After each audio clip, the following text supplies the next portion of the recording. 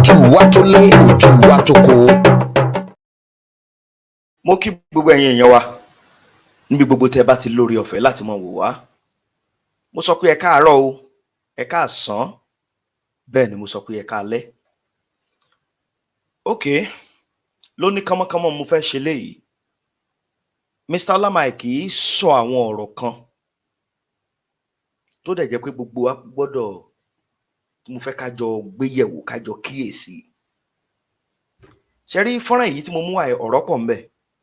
Ọ̀rọ̀ nípa ilẹ̀ Yorùbá ó wà ńbẹ̀. Ọ̀rọ̀ nípa òṣèlú gbogbo ẹ̀ ló wà ńbẹ̀ tó jẹ́ pé ká pay attention to. Àwọn bàbá sọ pé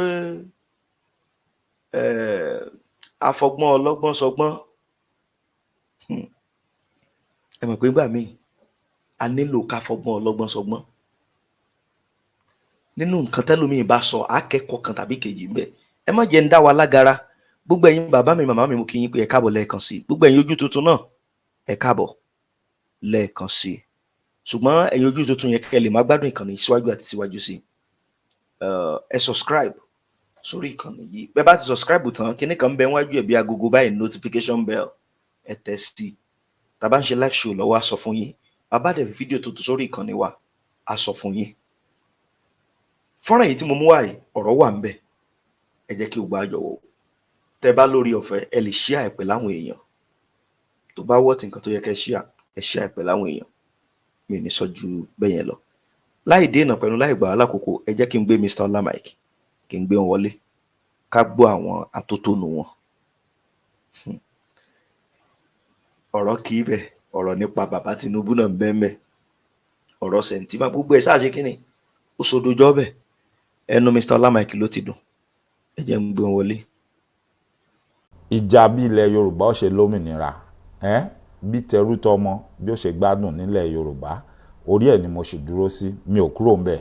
Bẹ́nikẹ́ni bá pè yín lọ́jọ́kọ́jọ́ níbikíbi nígbàkígbà, tán bá ní Michael Ọlá kò sí níbi Yorùbá nation mọ́, nǹkan míì ló ń ṣe, ẹbí wọn ẹni kan lọ mú ẹ̀rí ẹ̀ wá, kan mú àpẹẹrẹ ẹ̀ wá, kan wá fi hàn yín. Yálà bóyá mo gbowó lọ́wọ́ olóṣèlú, yálà bóyá wọ́n rí mi níbì kan tí ò dáa, tí mo ń ṣe pàdé kan tí ò dáa, àbí mo ń ṣe nǹkan kan tí ò dáa tó lè mú ìrẹ̀wẹ̀sì bá ìrìn àjò yìí, ẹni kan mú wá kan fi hàn yín. Tán bá ti mú wá tán fi hàn yín, tẹ́ ẹ rí àrídájú, ẹ gbé síta fún gbogbo ayé, ẹ jẹ́ kí gbogbo ayé rí. Níwọ̀nba àgbà tí ẹ ò bá ti rí, ohun kan tí mo fẹ́ sọ fún yín ni pé orí ẹsẹ̀ mi, orí ọwọ́ mi, ibi tí mo dúró sí tẹ́lẹ̀tẹ́lẹ̀ láti bẹ̀rẹ̀ ìrìn àjò yìí, ibẹ̀ ni mo ṣe wà. Bí ilẹ̀ Yorùbá ó ṣe gba òmìnira, tí ìgbé ayé ìdẹ̀rùn tí ó dé bá gbogbo ọmọ Yorùbá. Fún ẹ̀yin tí ẹ ń bi mí pé ẹ máa gbọ́ mi kí n máa sọ̀rọ̀ nípa àwọn nǹkan kan mọ́, máa mẹ́nu bà, mo try kí n avoid ẹ̀, kí n má tiẹ̀ sọ̀rọ̀ nípa ẹ̀, àmọ́ nítorí pé ẹ̀ ń béèrè àti pé torí pé wọ́n ń parọ́ fún ọ̀pọ̀lọpọ̀ yín, wọ́n sọ òótọ́ fún yín, máa mẹ́nu bà torí ó yẹ kó yé yín.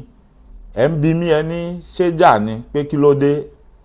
Ṣebí mo sọ̀rọ̀ ìjìnlẹ̀ ńgbà kan, mi ò mẹ́nu bà mọ́. Bẹ́ẹ̀ ni mo sọ, mi ò dẹ̀ kúrò lórí ẹ̀, ṣùgbọ́n mi ò lè mẹ́nu bà mọ́, mi ò lè máa ran mẹ́nu, nítorí pé èmi ṣe ìwọ̀nba tágbára mi ká, ìwọ̀nba tí mo lè ṣe mo ṣe. Ṣùgbọ́n ọ̀pọ̀lọpọ̀ gan tí wọ́n mọ ìjìnlẹ̀, tí wọ́n bá jẹ, tí wọ́n bá mu, tí wọ́n jọ ń sọ̀rọ̀, ṣé ẹ gbọ́ nǹkan kan lẹ́nu wọn, ṣé ẹ béèrè lọ́wọ́ wọn kí ló dé tí wọ́n sọ̀rọ̀ ń pa ẹ̀. Lélẹ̀ tó já sí pé mi ò fẹ̀sùn kàn wọ́n o, ó ṣeé ṣe kó jẹ́ pé wọ́n mọ àwọn nǹkan kan tèmi ò mọ̀. Èwo wá ní tèmi? Èwo ní tèmi láti máa wá pariwo? Ohun tèmi mọ̀ ni mo sọ̀rọ̀ lé lórí. Ìgbà tí mo dẹ̀ rí pé ó dà pé èwo wá ní ti tèmi, ṣé mo fẹ́ mọ̀ sọ́jú ìyá ọ̀ṣọ́ lọ ni? Àdúrà tèmi dé, tèmi mọ̀ ní pé gbogbo ibi tí arákùnrin yẹn bá wà, Ọlọ́run ẹlẹ́dàá ẹ̀ á kó yọ. Ikú ò ní pa, àrùn ò ní ṣe, láṣẹ Èdùmàrè á padà wá dé bá wa láyọ̀ àtàláfíà.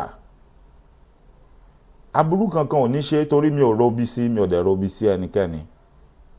Mi ò gbàdúrà ká burú ṣẹlẹ̀ sí ẹnikẹ́ni nínú gbogbo àtàjọ rìnrìn àjò. À ń fi fọ́nrán arábìnrin Ajia láti Òkè Ọya, Najatu Muhammed, à ń fi hàn wá lórí ohun tó sọ lórí àwọn ọ̀rọ̀ tó wà ńlẹ̀. Ẹ má gbàgbé mo ti ṣàlàyé fún wa lọ́sàn-án. Arábìnrin inú ẹgbẹ́ APC ló wà tẹ́lẹ̀. Ó wà lára àwọn abẹnugan tó mọ bó ṣe ń ṣẹlẹ̀. Wọ́n jọ bẹ̀rẹ̀ àwọn ẹgbẹ́ yìí láti bẹ̀rẹ̀ ní so kì í ṣe àjèjì kì í ṣe àlejò. Ẹ jẹ́ ń ṣàpẹẹrẹ nǹkan kan fún yín.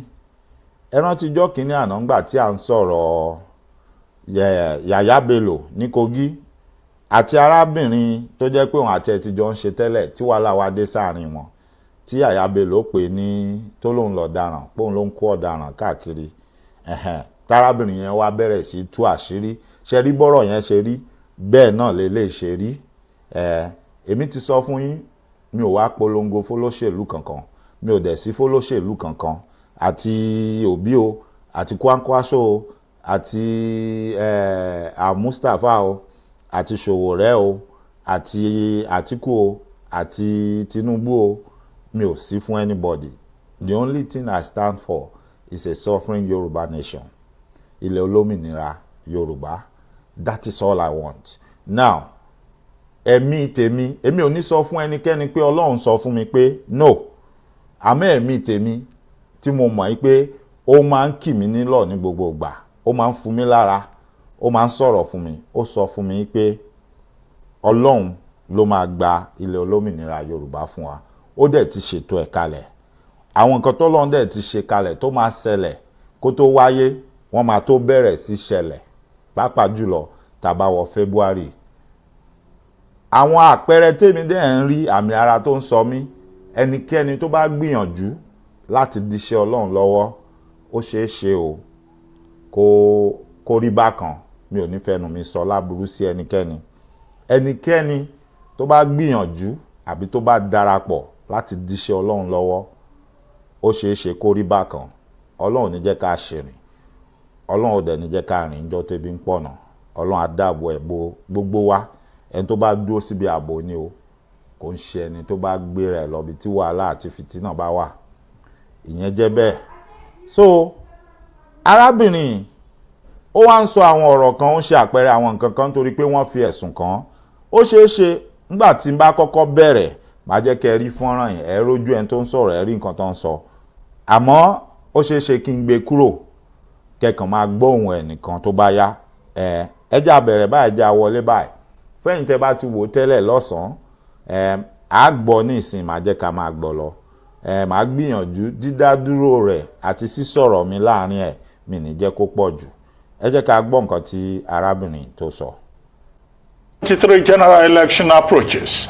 A former All Progressives Congress APC chieftain, Hajiya Najatu Muhammad, former director of the civil society organizations of the APC Presidential Campaign Council, has said that she will not repeat the mistake made on Buhari for Tinubu, the party's presidential candidate.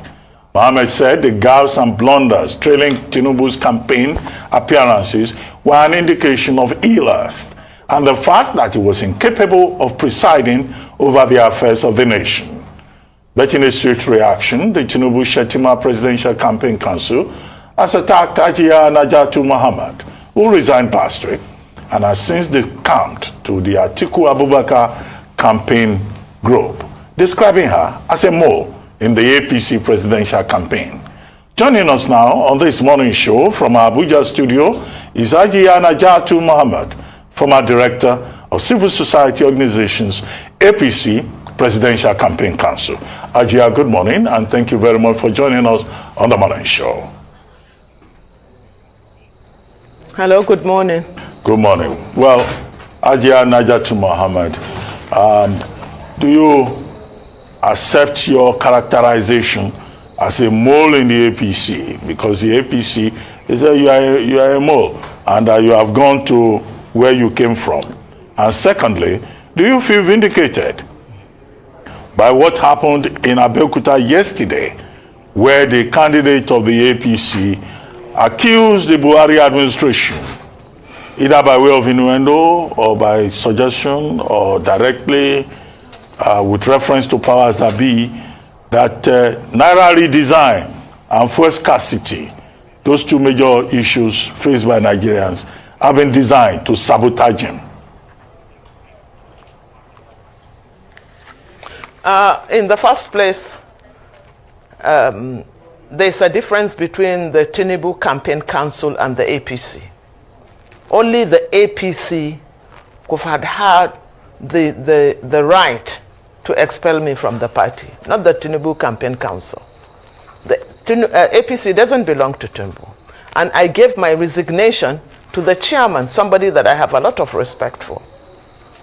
Not just that, but they know how hard and where they have gone from pillar to pole to beg me to please come back.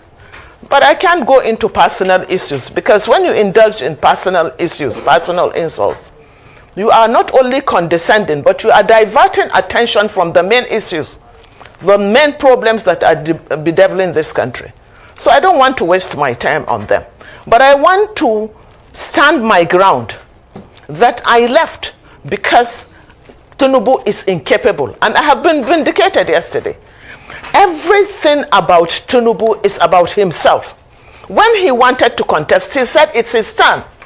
He wants to hold the knife that will cut the pie. It's not about the country. It's about him, his ego, his corruption. It's all about that. His control, his material control and the psychological control of the people of this country, but particularly the people from the Southwest. I have heard him when we were in ACN saying that when he sleeps, the Southwest sleeps. And when he wakes up, the Southwest wakes up. That is his mentality. It's like an emperor mentality, which is very wrong. However, to be very, very serious,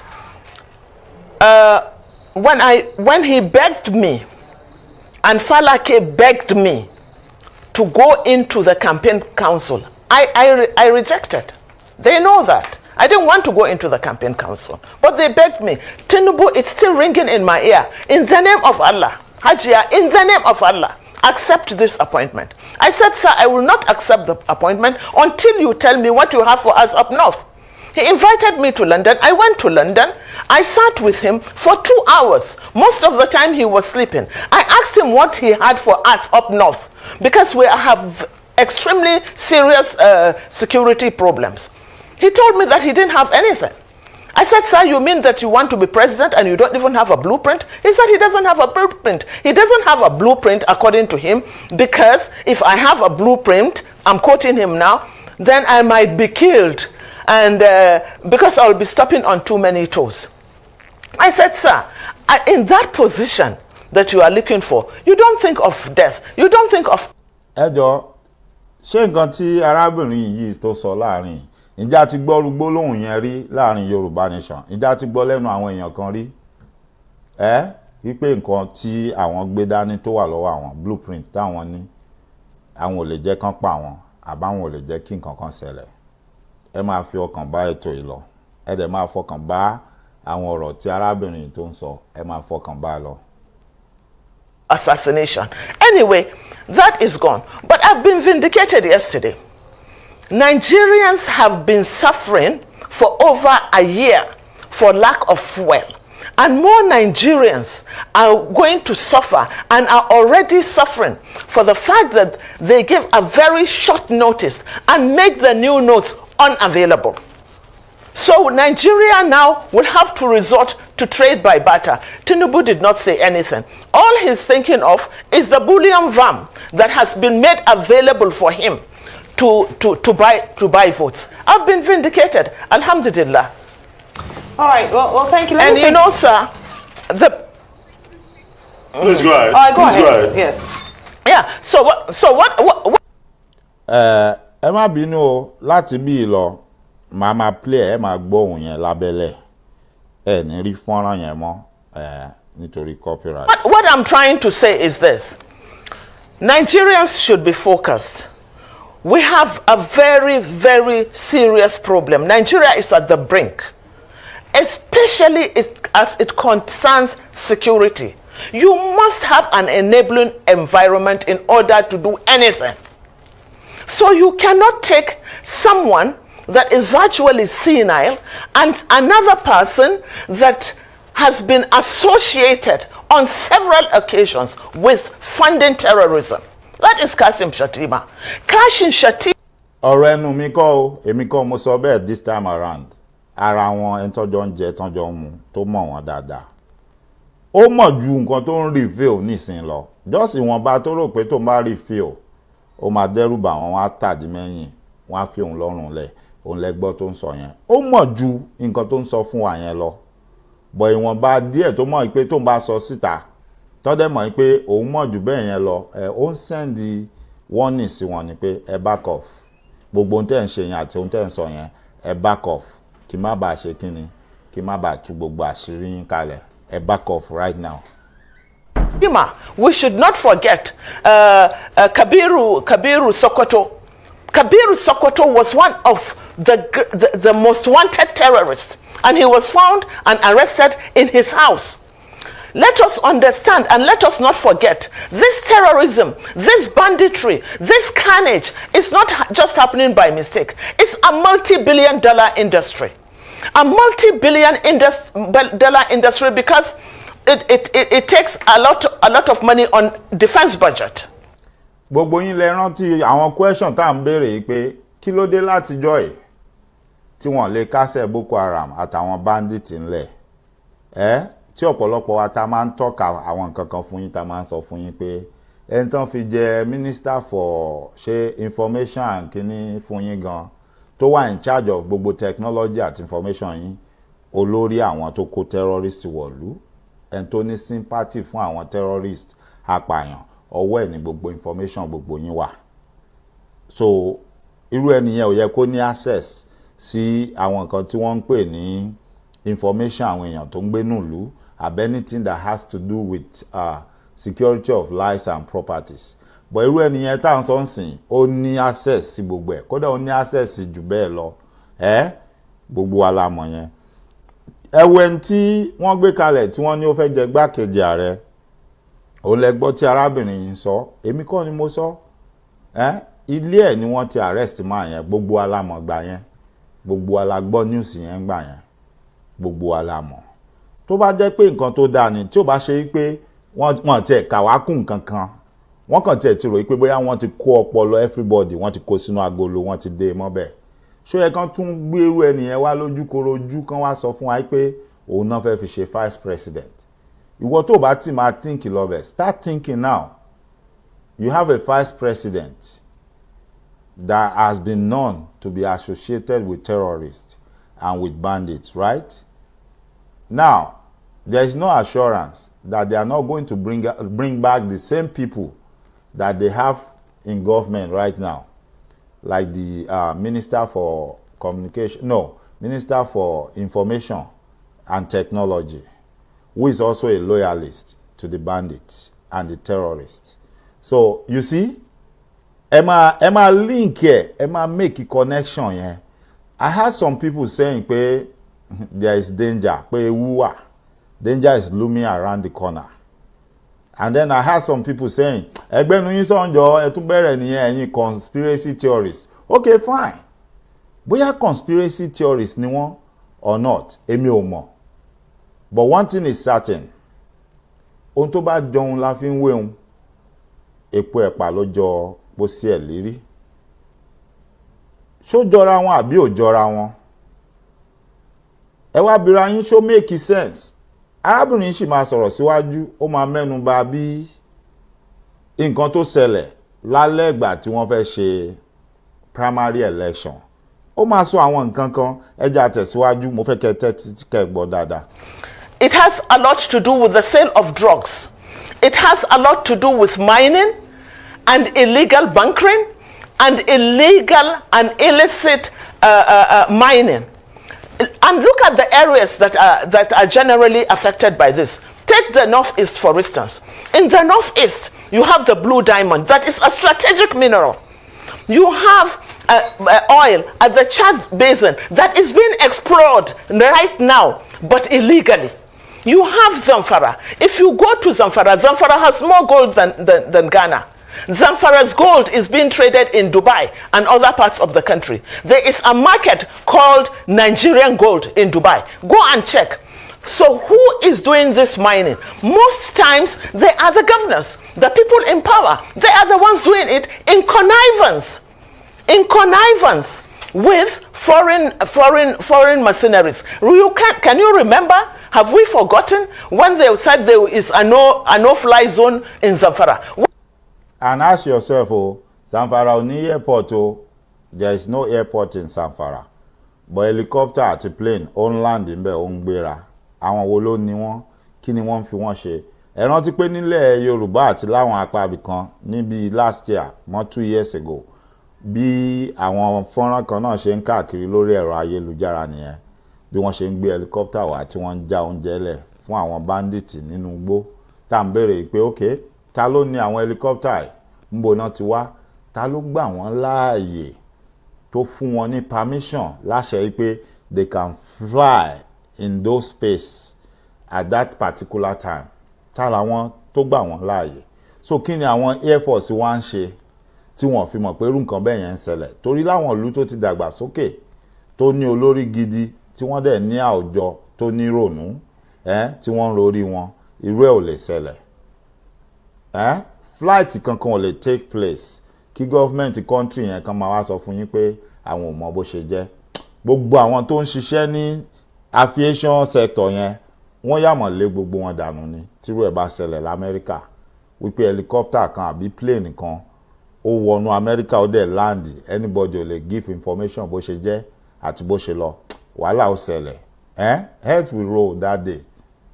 Why should there be a no-fly zone? There isn't even an airport in Zamfara, but aircrafts land and they take off from Zamfara. And let me tell you something else. In Zamfara, every container that comes from China ends up in Zamfara. You know why? Because in Zamfara, the soil in Zamfara has all the strategic minerals that you can think of. So when the containers come in from China, they land they end in Zamfara, and a bag of Zamfara soil is today sold at 5,000.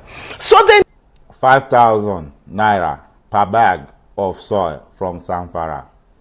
Now, let me ask you, can you prove to me that that is also going into the revenue, generated revenue for the federation? Are we all sharing from the bounty? Ṣé bí wọ́n ṣe ń mú owó tí wọ́n pa ní wọ́ọ̀fù lápapá àti owó tí wọ́n pa ní àwọn ibi gbogbo tó wà ní ilẹ̀ Yorùbá àti ilẹ̀ Igbo, bí wọ́n ṣe ń kó sínú àsùnwọ̀n kan tán padà wá ń sọ pé ìjọba àpapọ̀ ní òpin tí wọ́n fún ní kálukú ní nǹkan tó bá tọ́ sí? Ṣé bẹ́ẹ̀ ni wọ́n ṣe ń ṣe owó tó ń wá lára àwọn nǹkan tí arábìnrin tó ń sọ pé wọ́n ń rí wọ́n sì ń tà láti Zamfara state? Ẹ jẹ́ ká máa bira wa léèrè. Need to displace the people to allow them to continue with their mining. I mean, it's multifaceted. And these are people that one has been severally accused of harboring terrorists, even recently. And why? Let us ask, why should Shatima be visiting along with his governor, be visiting and making a solidarity with a police officer that was being tried for drug trafficking? Why? Abakari, so you begin to put these things together and you begin to understand why Nigerians must retrieve their country. We can't allow this thing to happen. Very heavy statements and things you've said just now, Hajia. But I'd like to ask you 2 questions based on some of the things you mentioned when you tendered your resignation. Still going back to the status of the health of the candidate of the APC, presidential candidate of the APC, where you said that when you had a meeting with him to discuss. Gẹ́gẹ́ bí mo ṣe sọ fún wa láàárọ̀, ẹ má ṣe mistake kan o. Ẹ má bá wọn join anybody tó bá ń bú bàbá yẹn, tó bá sọ pé ó ń tọ̀ sára àbó ṣe gbá ó ṣàwọ̀, nítorí pé gbogbo wa là ń gbàdúrà pé lọ́jọ́ kan ká dàgbà ká darúgbó. Àgbàlagbà ni bàbá yẹn, bó tiẹ̀ jẹ́ pé nítorí nǹkan tí wọ́n fẹ́ jẹ àti nǹkan tí wọ́n fẹ́ jẹ wọ́n ń parọ́ ọjọ́ orí wọn, wọ́n parọ́ a lot of things, orúkọ, certificate, nǹkan kan, bọ̀ ìyẹn kọ́ la wá sọ.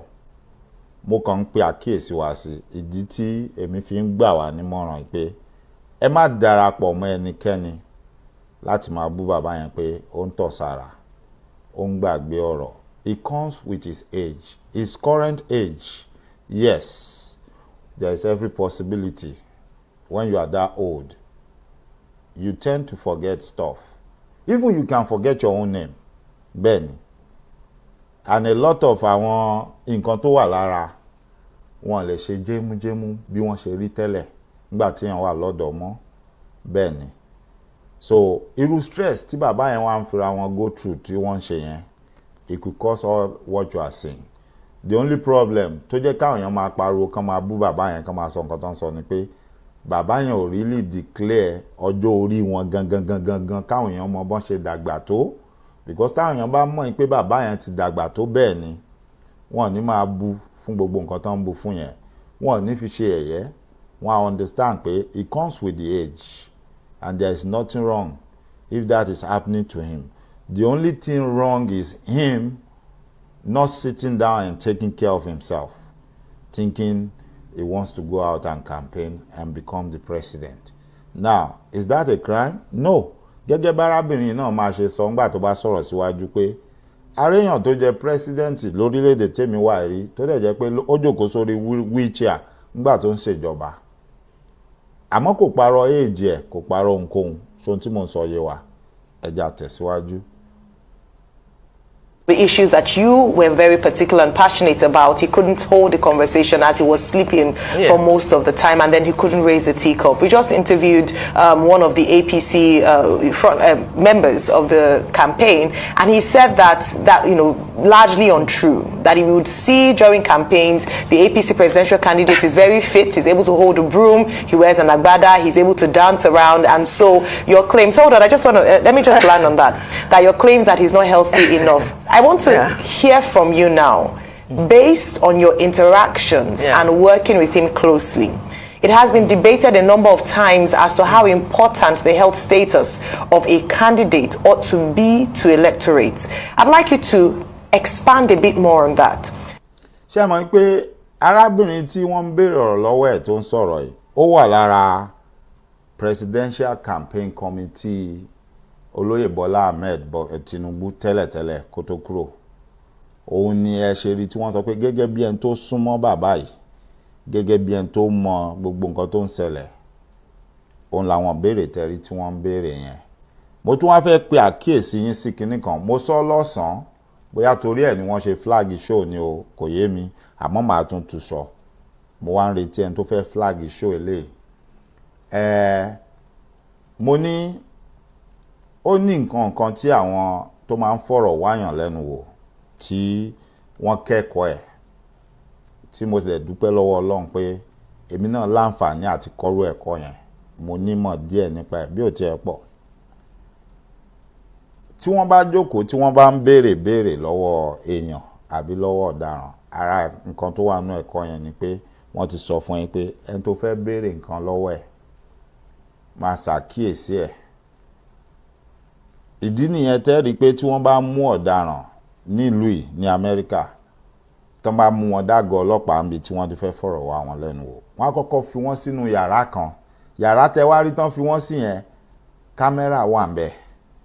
Gíláàsì tí ó wà níbẹ̀ tó dàbí window, tó dàbí pé wọ́n kàn fi gíláàsì ṣe nǹkan.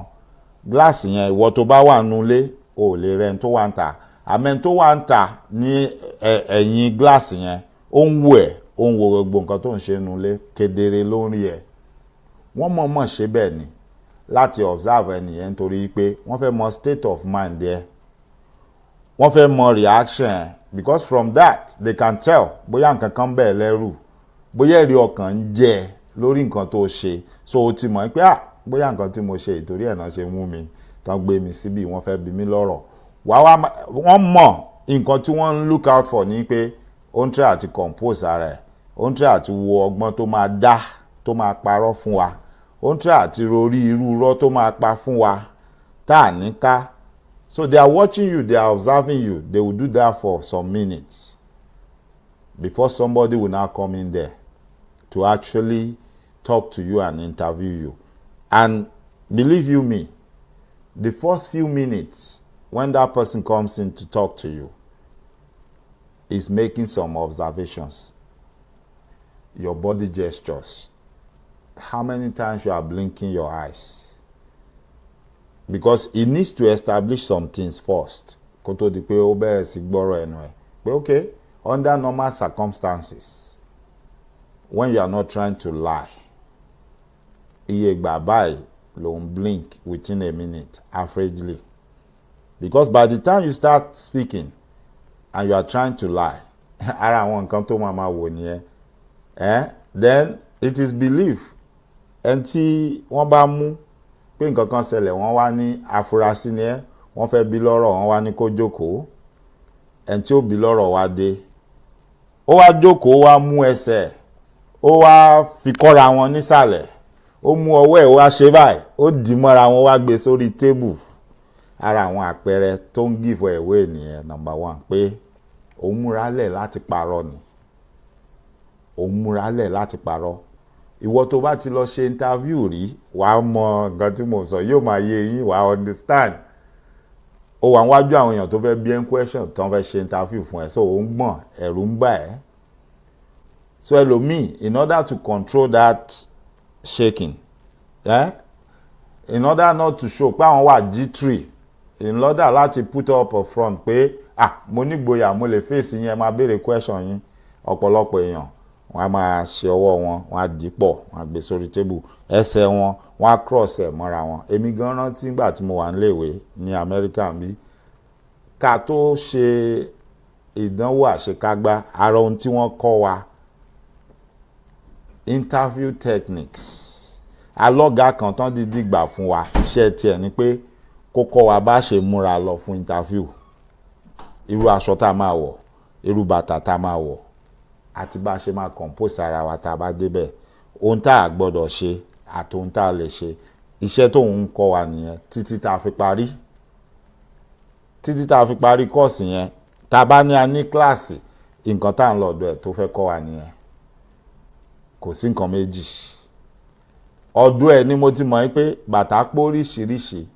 Àwọn bàtà tẹ́ máa ń rí tó jẹ́ pointed nose yẹn, àtàwọn tí ibi ẹnu wọn tán ṣe square yẹn, gbogbo ẹ̀ ló ní mínì. Ó ní irú yìí tó lè wọ̀ lọ sí interview, ó léyìí tó lè wọ̀ lọ interview. Then bó ṣe lè múra, tó bá múra tán, gbogbo aṣọ ẹ lè match, suit ẹ lè match. Àmọ́ ara ẹ̀kọ́ náà ni pé bàtà ẹ má jẹ́ ó match suit tó wọ̀ yẹn. Wá bàtà míì tí ìṣe kọ́lọ̀, torí interview ló ń lọ fún. Is not a model show.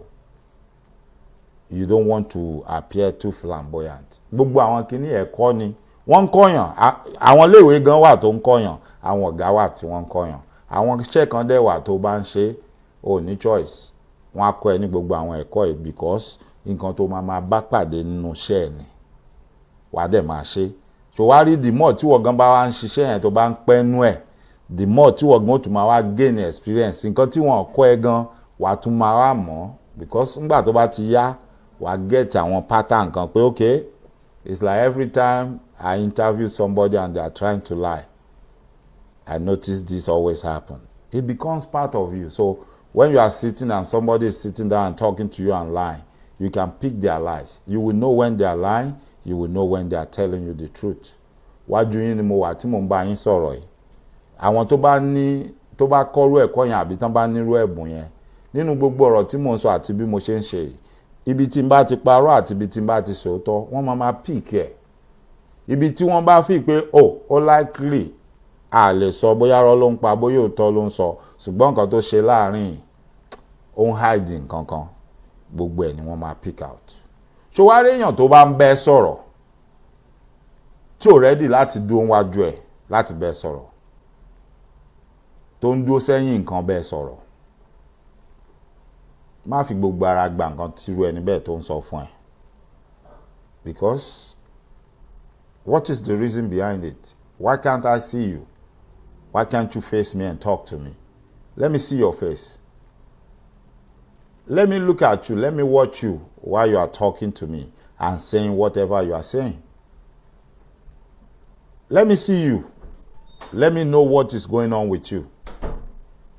probably you are reading a script to me, òun ka script fún mi tí wọ́n kọ fún ẹ, òun sọ fún mi pé ìwọ ló ń bá mi sọ̀rọ̀, àbí òun parọ́ fún mi, mi ò rójú ẹ, mi ò rí body language ẹ débi tí máa lè okay wò pé okay ẹni òótọ́ ọ̀rọ̀ ló ń bá mi sọ àbò ń parọ́ fún mi. So lára nǹkan tí ó ṣẹlẹ̀ nínú studio níbi tí wọ́n ti ń fọ̀rọ̀ wá arábìnrin lẹ́nu wò, ṣé àwọn kó sọ gbogbo nǹkan tó sọ, ó ṣe gbogbo nǹkan tó ṣe, ìyẹn tún gbé mi wá síbi ọ̀rọ̀ àwa tájọ là ń ṣe ìrìn àjò yìí. Ẹnikẹ́ni nínú wa tẹ́ bá gbéyàn wá pé kó wá sọ̀rọ̀ tí wọ́n bá ń sọ̀rọ̀, why tó jẹ́ pé question tí ẹ bá fẹ́ bi wọ́n àbí tẹ́ ti kọ́ra yín tẹ́ kọ́ fúnra yín òun nìkan lẹ máa ń discuss. Why? Because bẹ́mi ṣe jókòó yìí, I don't do any show and invite anybody to question or to interview them, and I have my reasons. But if I do, I'll probably do a lot of things different. I'll be different. I'll do a lot of things differently. Tí bá ń wo ọ̀gá mi alàgbà Oríyọmí Hamzat, àbí tí bá ń wo àwọn ọ̀gá mi tó kù tí mo mọ̀ dáadáa tó máa ń ṣe interview fún yàn, one question, the answer you give to one question can bring about another question, and the answer you give to that question can also bring about another question. Ẹ wá arábìnrin bó ṣe jókòó tó ń rojọ́ belebelebelebele tó ń sọ gbogbo ẹ̀, very soon náà ẹ máa rí wọ́n máa ju àwọn question kan sí pé ó dáa ó ń sọ gbogbo kínní. Àwọn tó jókòó tí wọ́n ń bi arábìnrin ní question, gbogbo ẹnu ni mo lè fi sọ fún yín, kò sí kankan nu wọn tó láìkí Alhaji Bọ́lá Ahmed Tinubu, ìkankan nu wọn mo lè sọ fún yín, kò sí kankan nu wọn tó nígbàgbọ́ pé Alhaji Tinubu lè ṣiṣẹ́ ààrẹ Nàìjíríà, ṣùgbọ́n wọ́n ṣe iṣẹ́ wọn bí iṣẹ́, wọ́n béèrè ìbéèrè tó tọ́ àti tó yẹ kán béèrè lọ́wọ́ arábìnrin yẹn, wọ́n gbé gbogbo ìkórìíra àbí ohunkóhun tí wọ́n ní against olóyè Bọ́lá Ahmed Tinubu, wọ́n gbé tì sẹ́gbẹ́ kan pé now we are talking about information, and pass information fún àwọn èèyàn tá ń bẹ̀ yẹn ni, a fẹ́ educate wọn, a fẹ́ enlighten wọn, a dẹ̀ fẹ́ kán kẹ́kọ̀ọ́, a dẹ̀ fẹ́ kán mọ òótọ́, a dẹ̀ fẹ́ appear gẹ́gẹ́ bíi pé a fi sápá kan, a fẹ́ balance equation yẹn. Gbogbo ohun tó ń sọ jáde lẹ́nu yìí, gbogbo ohun tó ń ṣe yìí, ṣe bára wọn ni wọn náà tẹ́lẹ̀, question kan nìyẹn. Nínú ọ̀rọ̀ tó sọ jáde náà ti mú question yẹn jáde gbá, ṣebí ìwọ náà ẹjọ́ ń jẹ ẹjọ́ ń ṣe ni, ó sọ gbogbo eléyìí tẹ́lẹ̀, ó ṣe jẹ́sìn ló wá ń sọ. Tọ́n bá go by ìkórìíra tí wọ́n ní fún olóyè Bọ́lá Ahmed Tinubu, wọ́n ní béèrè question yẹn, wọ́n á fojú fò. Arábìnrin yẹn á kàn máa rojọ́ lọ, á máa jèrè ọ̀rọ̀ lọ, àwọn náà máa rẹ́rìn-ín, wọ́n máa ṣe yẹ̀yẹ́. Ṣé ohun tí mò ń sọ yé wa? Mo fẹ́ ká kẹ́kọ̀ọ́ mbẹ́ ni. Wọ́n tún bí gbogbo ohun tó ń sọ yìí, àwọn allegation tó ń pass against man yìí ó lágbára o. Ṣó lẹ́rìí, ṣó lè dúró tì. You see, this is how things are done. You don't just come out and say somebody did something with no evidence. Just some carcass, few people gather themselves together and start spreading something, whispering it in people's ear. Wọ́n ti mọ̀ pé wọ́n dẹ̀ ti mọ̀ bọ́n ṣe ń ṣe. They will find some gullible people, sell that story to them, and those gullible people will now take that story, run around with it, tell others, and then it spreads. It spreads. But none of them will even take a minute to say, wait a minute, oh, show me an evidence now. This thing you are saying, show me an evidence. Not just showing me an evidence. Let me have a copy. I'm not saying give me the original. Let me have a photocopy of this evidence. Let me go and investigate by myself. Let me find out. And if I find out what you are saying is the truth, I will join you. I will be the loudest. I will be the loudest. I will even do it more than whatever you are doing. But in as much as you cannot provide any evidence, I don't believe whatever is oozing out of your mouth, out of your buccal cavity, you are just making noise. It's just noise. Everything you are saying is just noise. Ẹ kàn pariwo sáwọn èèyàn létí ni. Yes, some gullible people will believe you and run with it.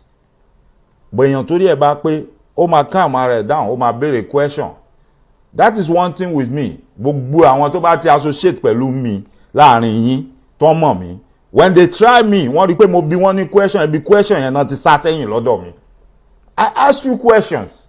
From that question, I will find out if I have to believe you or if I have to follow you. Because Ọlọ́run dá mi, Elédùmarè dá mi láwòrán rẹ̀, ó fún mi lọ́pọlọ, ó fún mi lẹ́bùn tèmi. So why must I now bow and follow somebody because they are telling me stories? Why must I now allow some people to fool me? Now, because I don't want to be fooled, I want to use my brain, my God-given talent, my God-given brain. You are now getting mad and you said people should not talk again. Ẹ wá ń ránra yín, ẹ wá lọ ń gang up, ẹni kan lọ máa block àwọn èèyàn kan máa flag the show down. Ẹ wá ń pariwo, and rant all around and jump all around. You guys are just making noise. You are not doing anything. You are just making noise. It's just noise making. Tẹ́ ẹ bá mọ̀, tẹ́ ẹ bá rí èèyàn sọ fún yín, I'm telling you tonight. Everything, all of you, me, your kankan kúrò nínú yín, you are all making noise. It's just noise making. You are not doing anything that makes sense. To make it sense, you won't have to be trying to force people to follow you. You won't be flagging people's show down. You won't be going on every platform to buy people to take control of that platform. And you won't be making all this noise you are making every day. Even these things that you cannot do.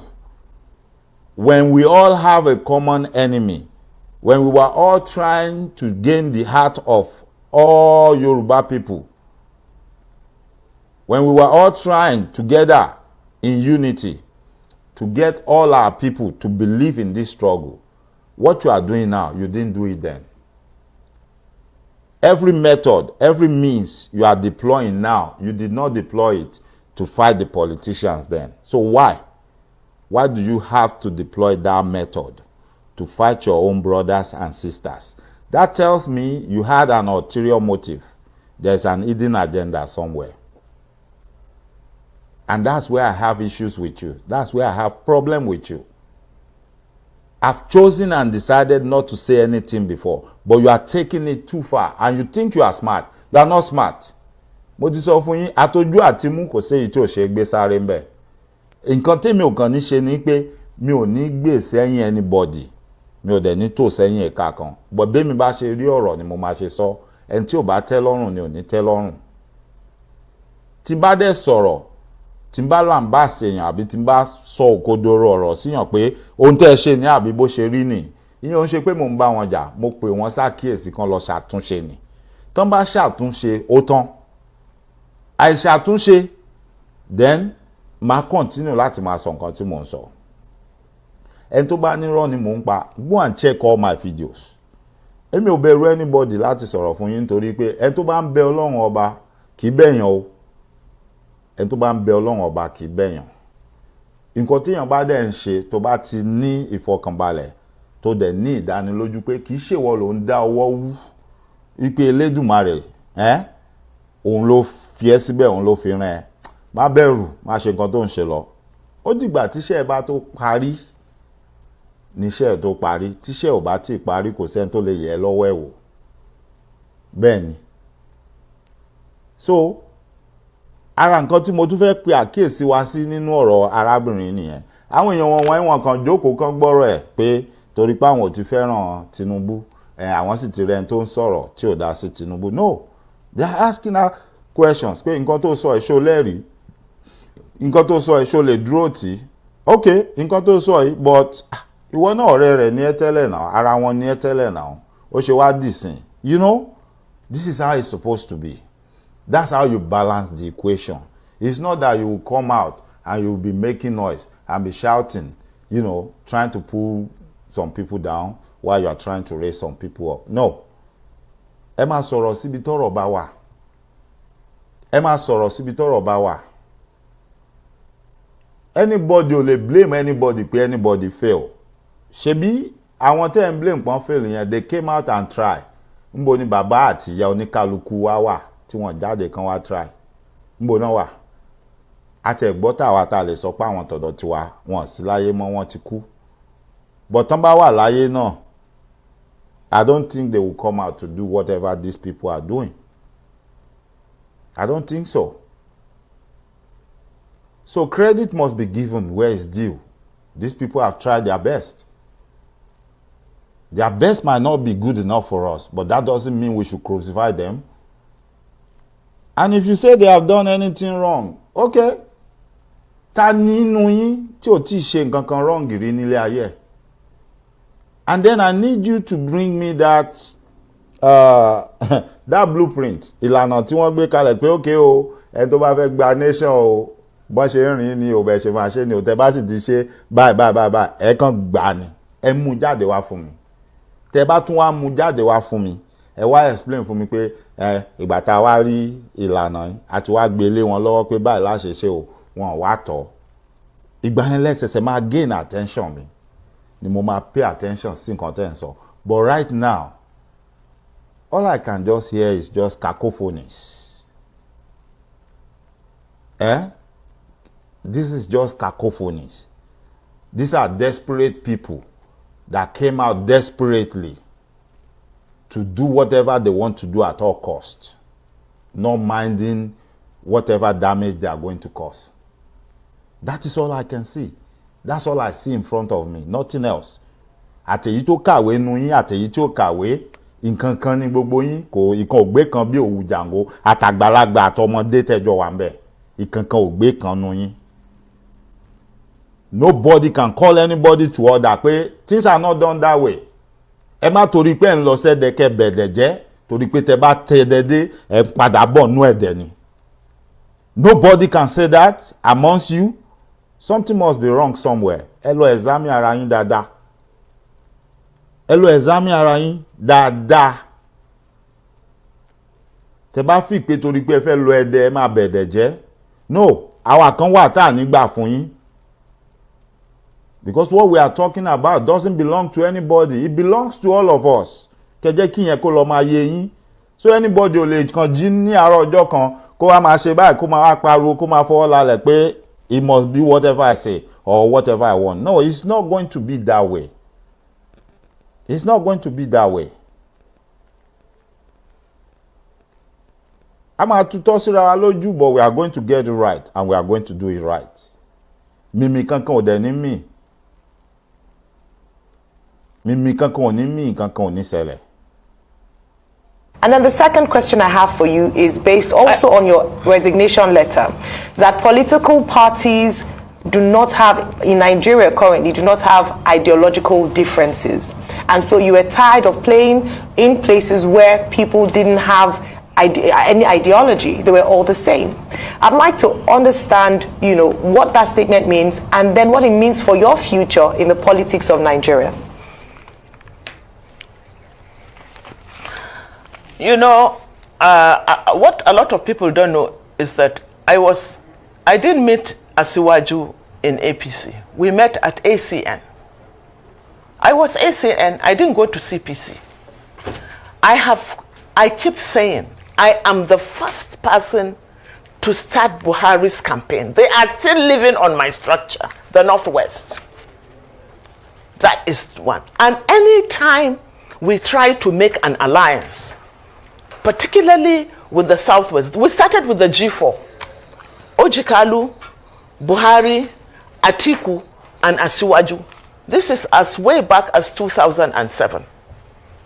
In fact, it was, 2007. And it was always Buhari that opted out. He didn't want the alliance, for reasons best known to him.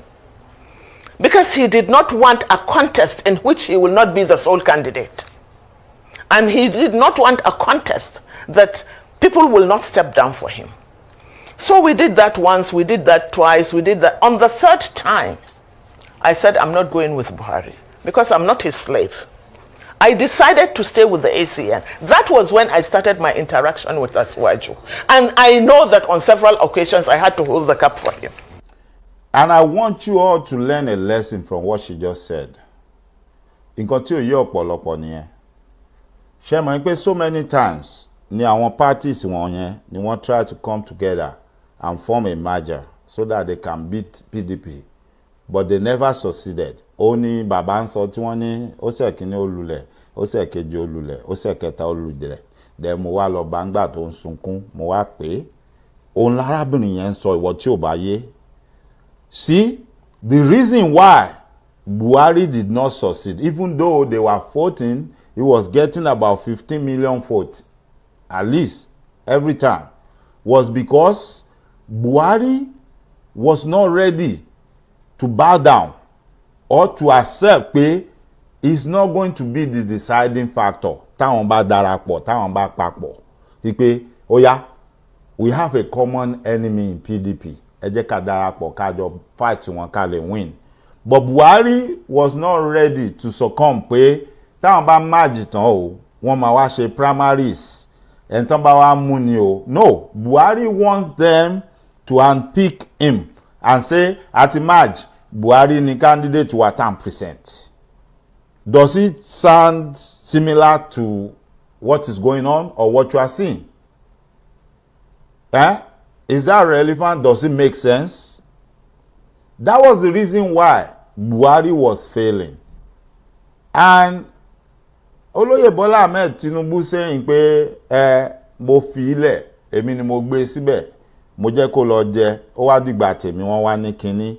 That is where he got that from. That was his pain. That was the reason why Olóyè Bọ́lá Ahmed Tinubu had to say that, because he knew initially he could have slugged it out with Buhari. Pé Buhari, you are not going to be the sole candidate. Oh, we are not all just going to nominate you. Let's have a primary, because Bola Ahmed stands a better chance to win in the primaries. But because Buhari was not ready, that was why Buhari, the first time, he walked away from that merger. The second time, the third time, he walked away. Before he now realized that I really need these people. And then he came back and they struck a deal. Because all he wanted was, we don't have to do primaries. Just nominate me and put me down. And let me be the president. And that was when he made the arrangement, pé, don't worry, Tinubu, after me, you are next. Ibi tí gbogbo ọ̀rọ̀ yẹn ti wáyé, ibi tí gbogbo ẹ̀ ti ṣẹlẹ̀ nìyẹn. Ibi tí wọ́n ti negotiate nìyẹn, ibi tí èmi àtẹ̀yìn tí a sí ńbẹ̀. Tó bá fọpọlọ gbé dáadáa, is somebody negotiating your future without you being there right now? Is somebody trying to plan what is going to happen in the next few years without you having a say or knowing what is going on? Ask yourself those questions before you start making any stupid moves. Before you start fighting for a cause that you don't even know what it's all about. Before you make a fool of yourself, and at the end of the day, you now realize you've been played. Yes, because most of you will realize that at the end of the day, that you've been played. Ọlọ́run ní jẹ́ ó pẹ́ kó tó yé yín. So even then, and then everybody saw what happened when Asuwaju was given the flag.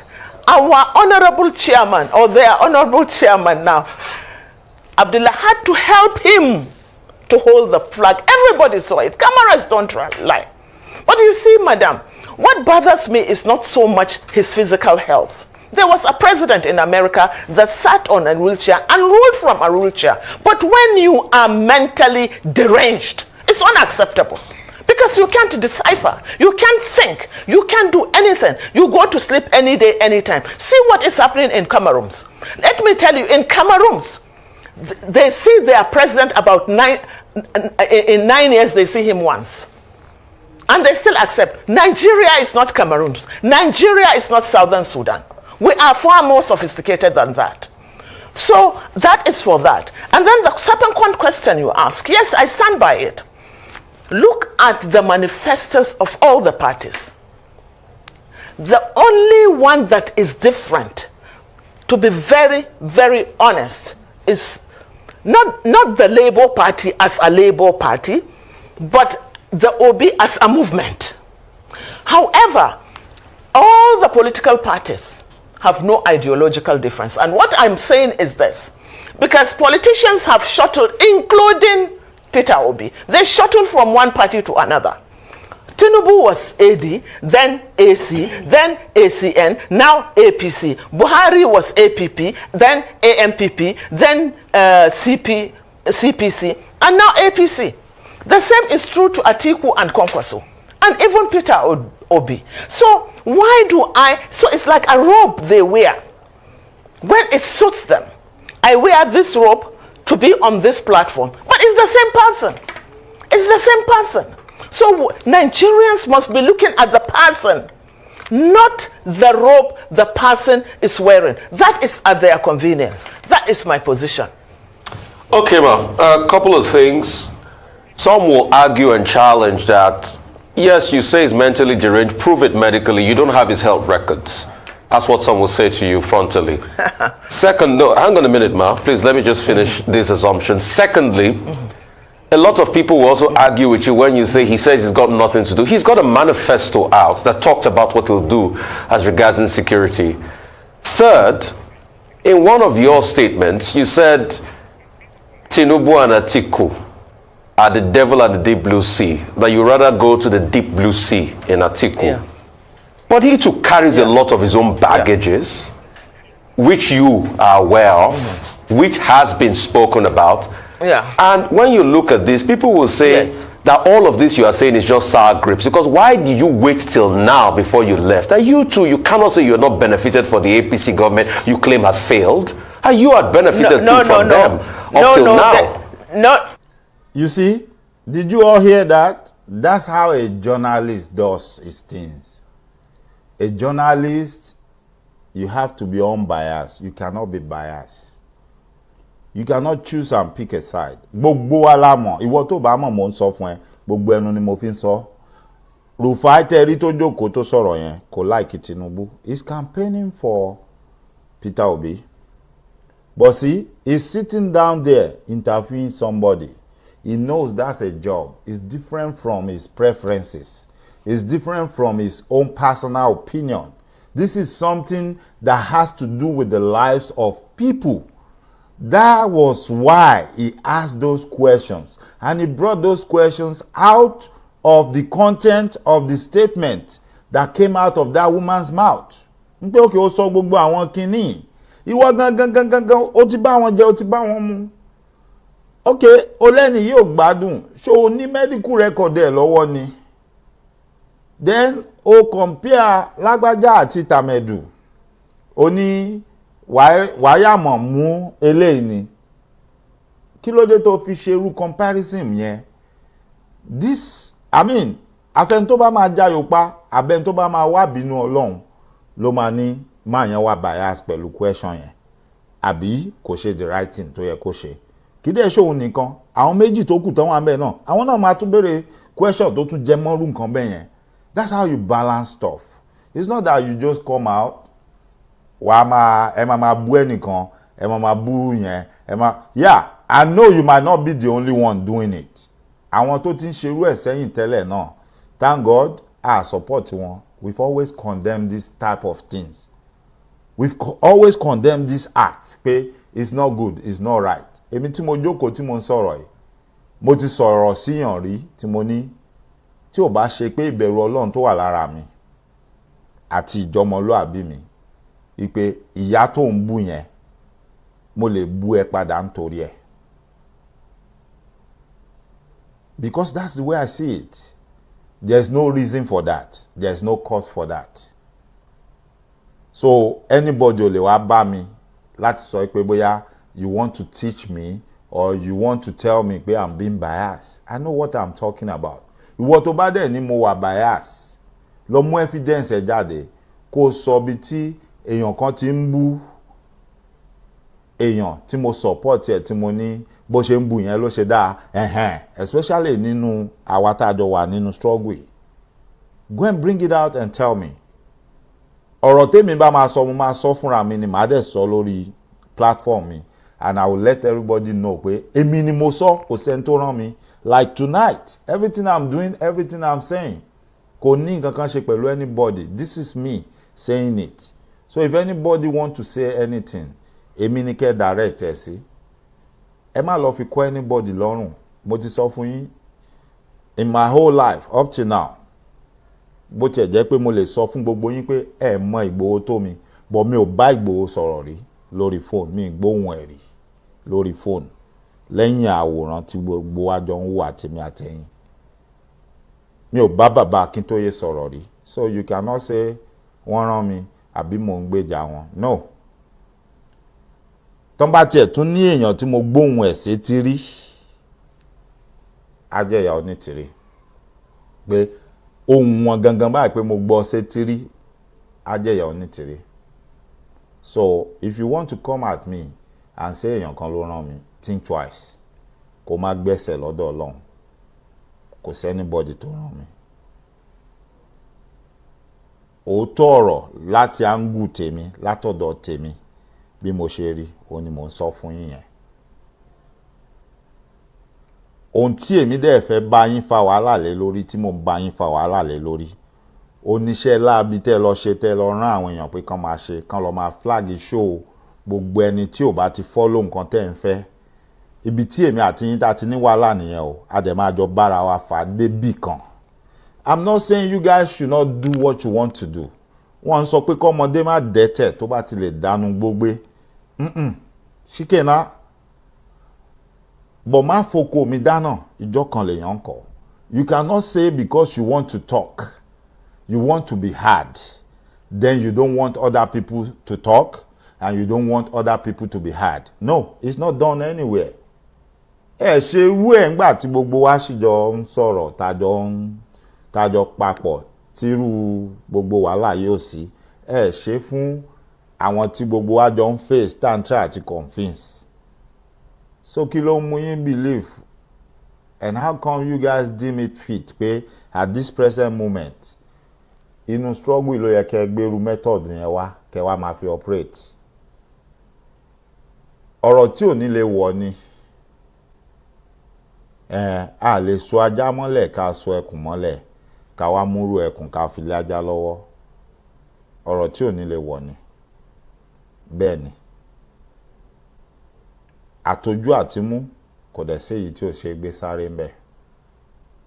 Òun ló dẹrùn jù, òun ló rọrùn jù fún mi. Very, very easy. And I challenge anybody. I'm saying anybody ni mo sọ. If you know you have any evidence anywhere or any proof of anything, pé gbogbo àwọn èèyàn tí wọ́n allege pé wọ́n ṣe nǹkan yìí, bring it out. Bring it to me. I'm nobody, don't bring it to me. But bring it out. Ẹ pé àwọn èèyàn tẹ́ bá mọ̀ yìí pé wọ́n jẹ́ àgbààgbà lórí struggle yìí. Ẹ kó evidence yín yẹn lé wọn lọ́wọ́. Let them investigate it. And let them come out and tell us pé nǹkan tẹ́ sọ yẹn bẹ́ẹ̀ lórí. And let them show us the proof. Kẹ́ wá wò yí pé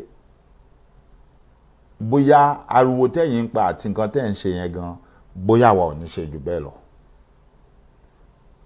But without you bringing out the evidences and the proofs, kẹ́ ní kálukú lọ keep mouth wọn short, kẹ́ wá bí lọ jókòó sí, kẹ́ wá bí wọ́ sí. Ọ̀rọ̀ àrẹ̀lẹ̀ evidence àní kò kalẹ̀ àní fi hàn yín, forget about it. Eré ọmọdé ni, ẹ kú òǹdídò. Kò ń ṣe gbogbo wa la daft. Kò ń ṣe gbogbo wa la daft. Some of us grew up on the street. Kì í ṣe pé torí pé bóyá yà ló jẹ wá débẹ̀, but torí pé àwọn òbí wa fẹ́ ká kẹ́kọ̀ọ́, wọ́n fẹ́ ká gbọ́n ni.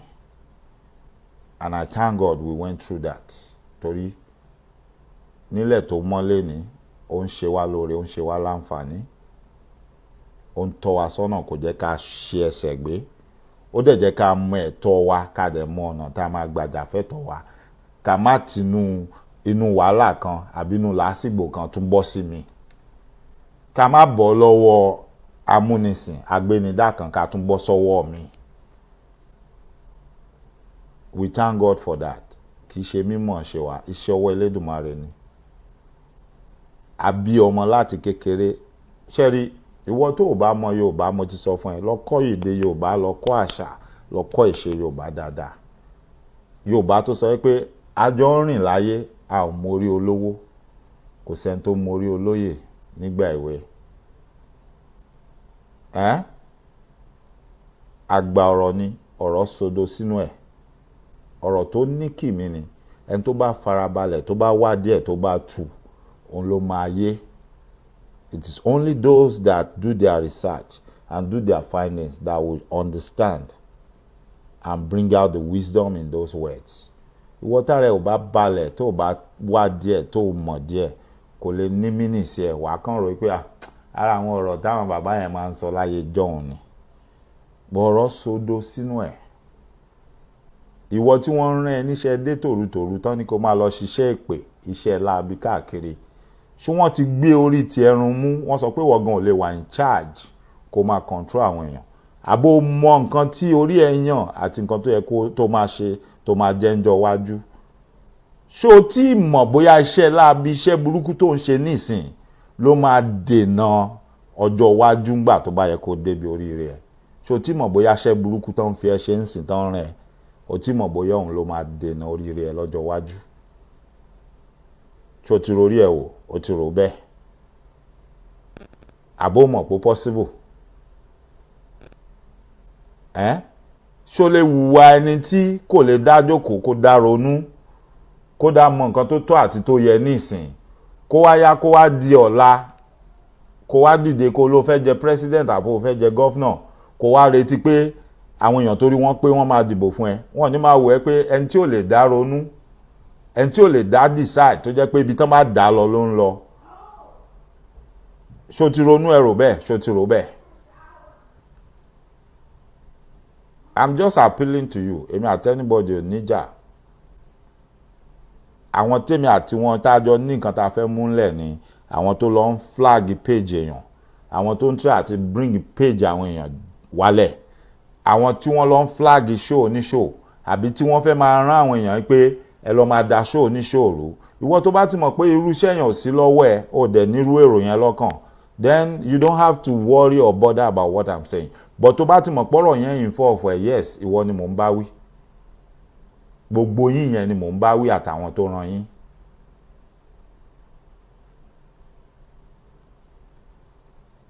And this is just the beginning.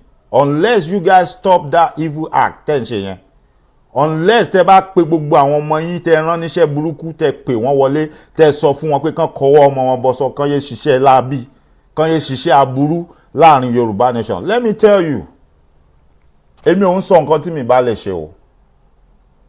Nǹkan tí mi bá lè ṣe mi ò kí ń sọ. Ilẹ̀ olómìnira Yorùbá ibi náà ni mo jókòó sí, gbogbo yín mọ̀ gbàtà start ẹ̀. Bó tiẹ̀ jẹ́ pé rò tó wà ń bẹ̀ wọ 1000 something ló wà ń bẹ̀. Mo dẹ̀ sọ fún yín níjọ́ yẹn, mo ní anybody tó bá ti ń sọ̀rọ̀ Yorùbá nation, tó bá ti jọ̀rọ̀ Yorùbá nation ló ń sọ, I don't care if you belong to a caucus or not. Ẹ share síbẹ̀, ẹni tó bá fẹ́ wò máa wò. Àtijọ́ tí mo ti create page yẹn, àfi tí n bá máa lọ bẹ̀ lẹ́ẹ̀kọ̀ọ̀kan, tí n bá kàn máa kọ̀rọ̀ àbí tí n bá kàn máa sọ̀rọ̀ tí máa kó bẹ̀. Mi ò pé anybody sí meeting rí, mi ò bẹ̀ anybody sọ anything. Àwọn tó jẹ́ admin àtàwọn tó jẹ́ moderator ńbẹ̀, mi ò pé anybody rí pé tẹ́ bá ti rí ẹ̀yin èèyàn tẹ́ wà ńbẹ̀ tí n bá parọ́ ẹ kọ comment yín síbẹ̀ sọ pé mo pè yín, ẹ fẹ́ rí yín síbẹ̀ pé ó pè mí ńjọ́ báyìí. Kódà tó bá yẹ pé ẹ record voice note mi ni ẹ jù síbẹ̀. Ẹ má wulẹ̀ pè mí lẹ́yìn aṣọ, ẹ jù síbẹ̀ pé ìwọ ló ń sọ̀rọ̀ ẹ tó sọ fún mi pé tí wọ́n bá ti send the show lágbájá wá máa delete ẹ máa decline. Ẹ jù síbẹ̀, ẹ má pè mí lẹ́yìn aṣọ, ẹ má bò mí láṣìírí lórí ẹ̀. No. Because everybody ló lè ní different opinion. I agree lẹ́ni ni, ìyẹn ò mean pé a lè agree lọ́la. So ìyẹn ò ní kí n máa wá bínú, kí n máa wá bẹ jàjà àjàdíjú. No. And àtijọ́ yẹn platform yẹn wà ńbẹ̀. Pẹ̀lú bí mi ò ṣe fara mọ́ gbogbo nǹkan tó ń ṣẹlẹ̀ àti gbogbo nǹkan tó ń lọ, bẹ́ẹ̀ bá dórí platform yẹn, show wọn lẹ máa bá ńbẹ̀ tó pọ̀ jù. Did I go there to delete it? Did I go there to stop anybody from sharing it? Did I go there and complain to anybody and say, why did you share this show into this platform? No. No. Everybody ló wà entitled to their opinion. It don't matter. So kí ló fún yín ní guts? Àbí kí ló mú yín believe pé ẹ̀yin lè lọ máa attack àwọn èèyàn on the internet? Who are you, by the way? Ẹ̀yin lè máa send àwọn èèyàn pé kán lọ máa attack àwọn èèyàn tó bá ti ń sọ̀rọ̀ tí ò bá ti bá ti yín mu.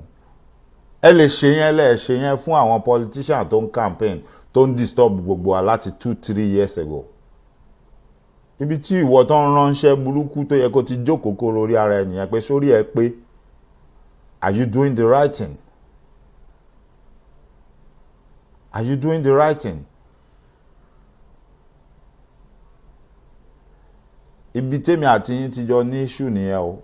Èmi ò ní kí anybody má believe in whatever they believe in. Like I said, wọ́n sọ pé kọ́mọ kékeré má dẹ́tẹ̀ tó bá ti lè dànù gbogbo. Kò sí wàhálà ńbẹ̀. As long as anybody ò bá ti padà wá pé dá sí àbí sọ kò sí wàhálà ńbẹ̀, kò sí jà ńbẹ̀ náà. Kò sí wàhálà, kò sí jà ńbẹ̀. Do whatever you believe in. Let others do whatever they believe in. Live and let's live. Actually, nǹkan tó yẹ kí n title program yìí nìyẹn. Live and let's live. Do whatever you got to do. Leave others and let them do what they got to do. Don't force anybody to join your bandwagon, because it's a bandwagon. It's nothing else but a bandwagon.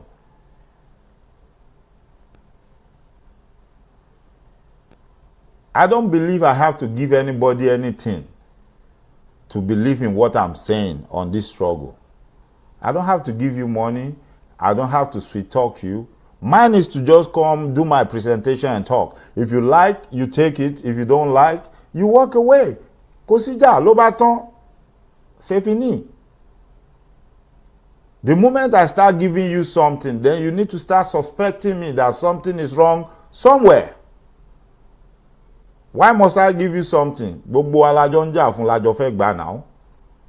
So why must I have to give you something for you to do what you are supposed to do so that we can achieve this?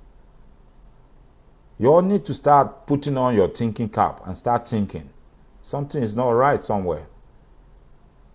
I don't know who is doing it, and I don't know the people they are giving it to, but if you are one of them, you need to start thinking that, okay, what am I doing? What's going on?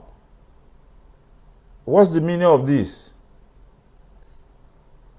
Am I technically selling my right?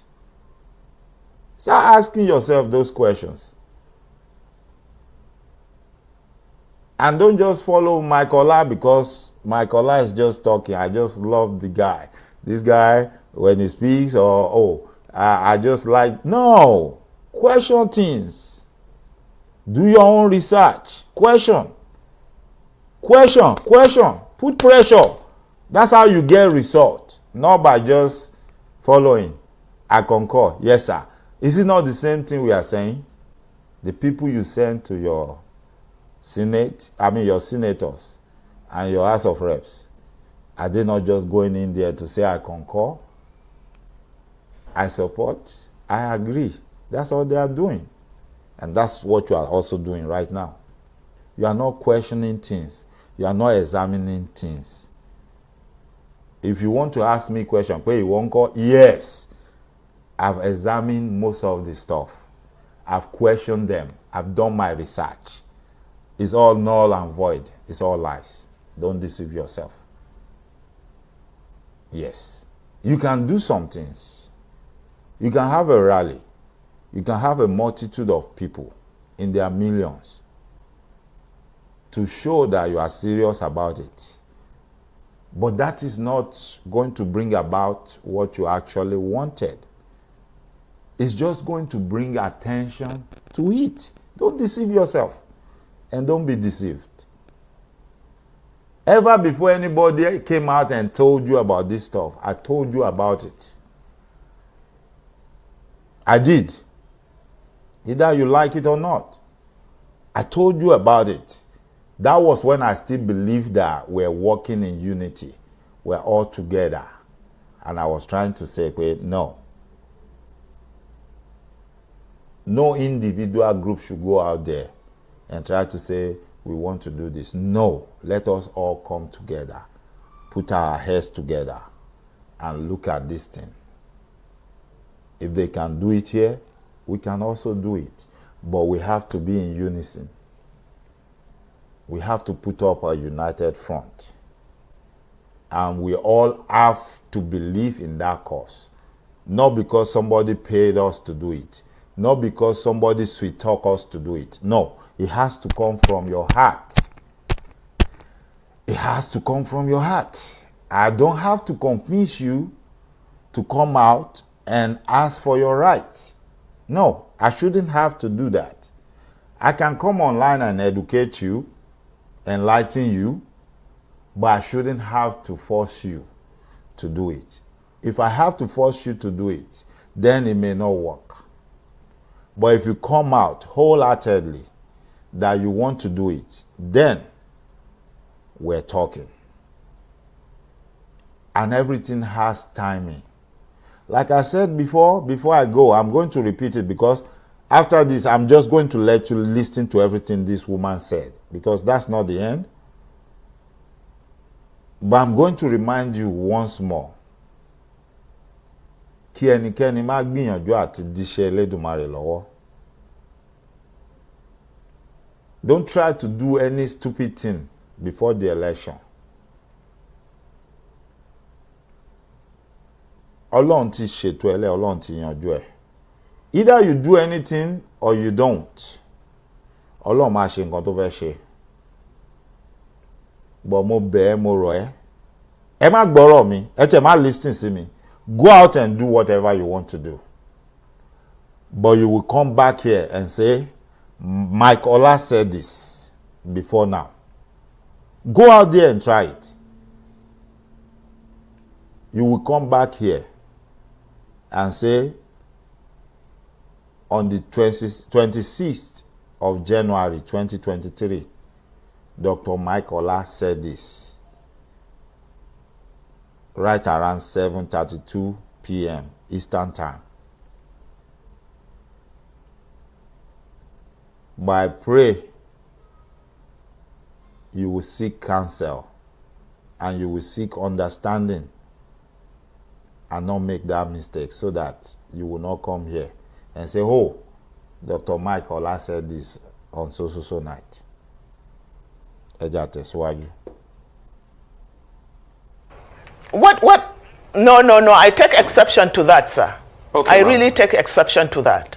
Because, yes, I take exception to that because you have to name my benefit.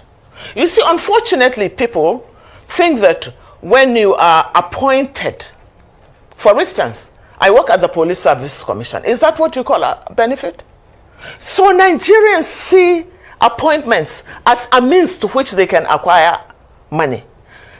Working at the Police Service Commission in the first place, I'm a part-time commissioner that has no salary. I stay for months without a sitting allowance, but I still work. And remember, if I want financial benefits, I want to take you back to the time. Obasanjo offered me ministerial appointments twice, which I rejected. The first one, I got a standing ovation in the Senate. But then we had problems. We had factions, the Saraki faction and the other faction. I belong to the Saraki faction. So having gone through the Senate, the senators from AMPP then decided that they had already expelled me from the APP. So AMPP. So I must, they cannot accept me to represent, to be the minister representing the AMPP. So what did Obasanjo said? Obasanjo called me and said, come into the PDP, be a card-carrying member of the PDP, and I will make you minister as a PDP member. I rejected it. The second time, I also rejected it in 2003. Jonathan offered me ministerial appointment. We were given ministerial appointment the same day with Bala Mohammed. He picked me from my house. And we went to see Jonathan, who offered me that appointment. I said, no, I did not do Save Nigeria. I'm one of the conveners of Save Nigeria. I did not do it to be a minister. I want to continue with my activism. I don't want anything to keep me back. And mark you, when people are, people do not seem to be able to make a dichotomy between service to country and personal aggrandizement. I know there is a difference. When I swore by the Constitution to defend the Constitution of Nigeria, I did not swear to defend Buhari or the APC. And the government of Muhammadu Buhari is not a property of the APC. It's the property of the Federal Republic of Nigeria and all Nigerians. So what are we talking about? So what is the benefit? People must stop seeing governance as a means of personal achievement or personal way of making money. That is the bottom line. I'm different. I have not benefited anything from the APC. But why Atiku? And I'm not doing Atiku today for any... I gave my reasons. And my reasons were, I said, Peter Obi is a movement.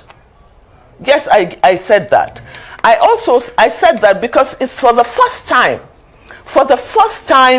the Nigerian youth have a voice and they are coming together to form some kind of movement. It's not even about Peter Obi. The movement will outlive Peter Obi.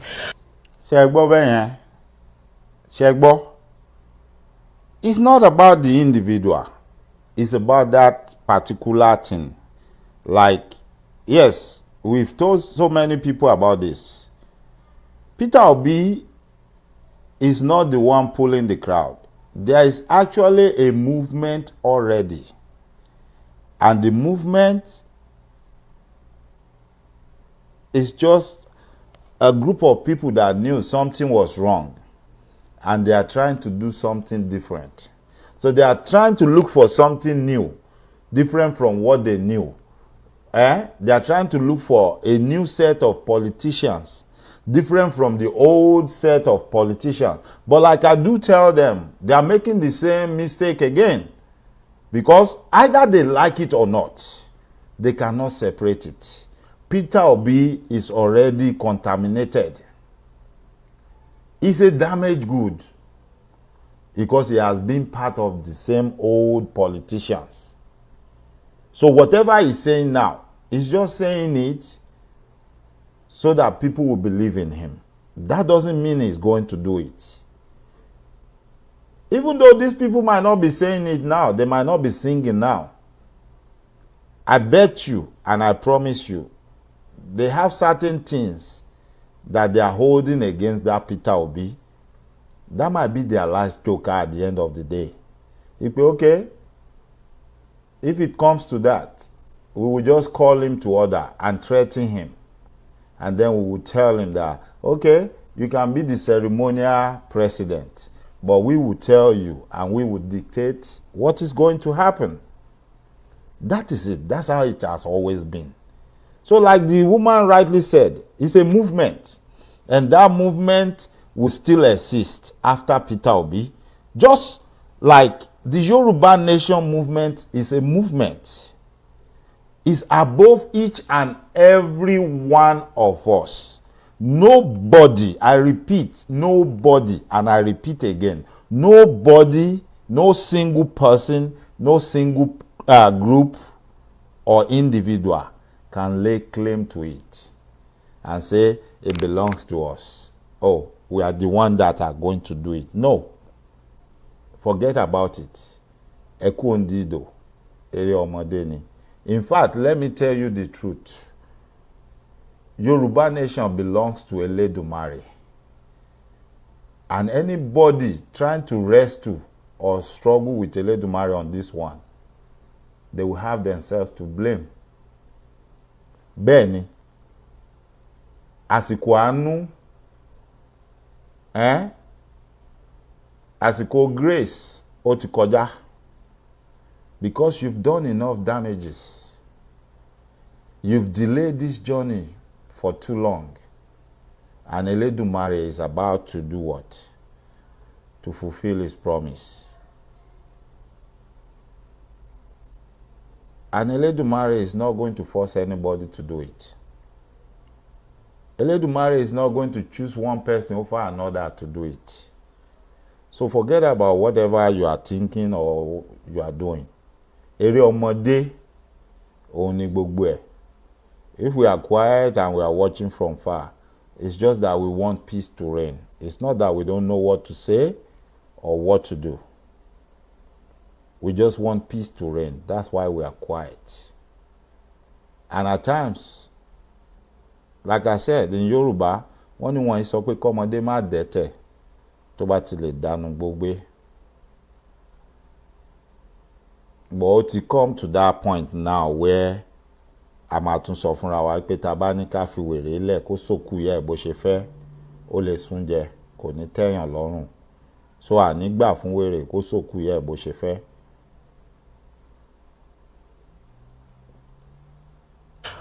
But I said they have structural problems. I'll give you an example.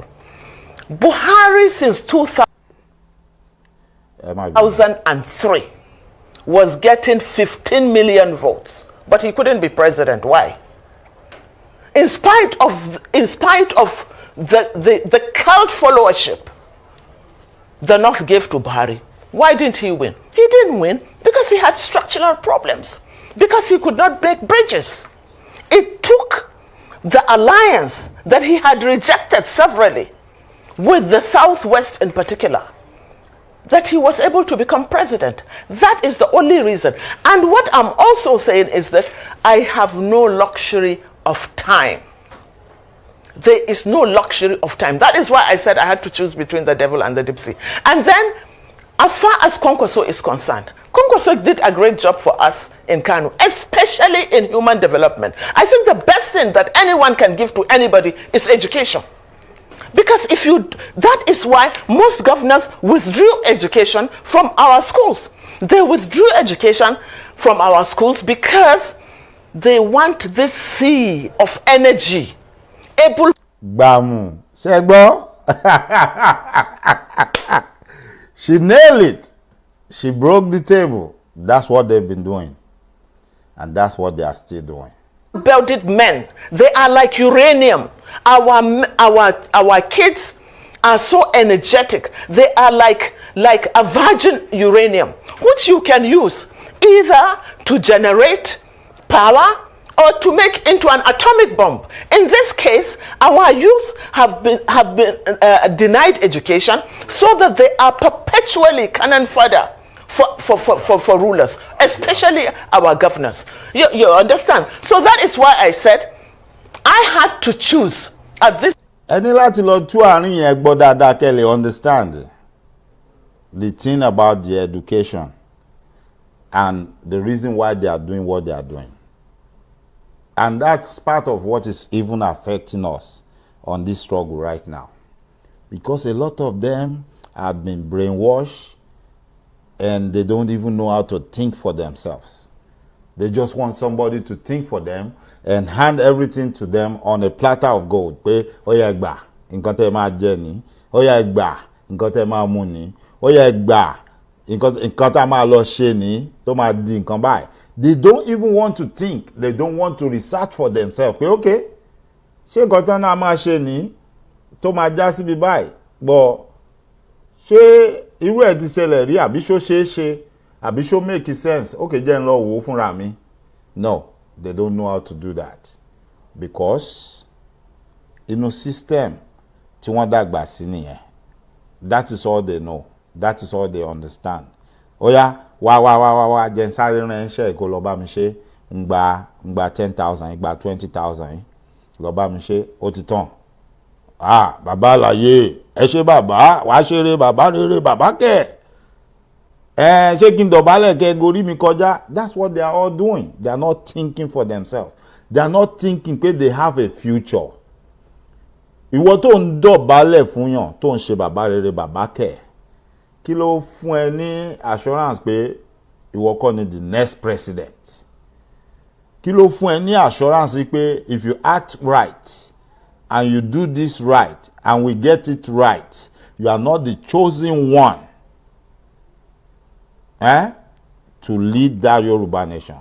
What gives you that assurance? Ta ló sọ fún ẹ pé kì í ṣe wọ? Kí ló dé tó ro rẹ̀ pin? tó wá lọ ń tó rẹ pé kankan máa tiẹ̀ kiri kan máa dà ẹ́ kiri kan máa fẹ́ dà nǹkan rú kan máa fẹ́ dà lóru. You better sit down and think twice. Think about ẹ rí i pé mo máa ń tẹnu mọ́ fún yín. I didn't come into this struggle because of anybody or for anybody.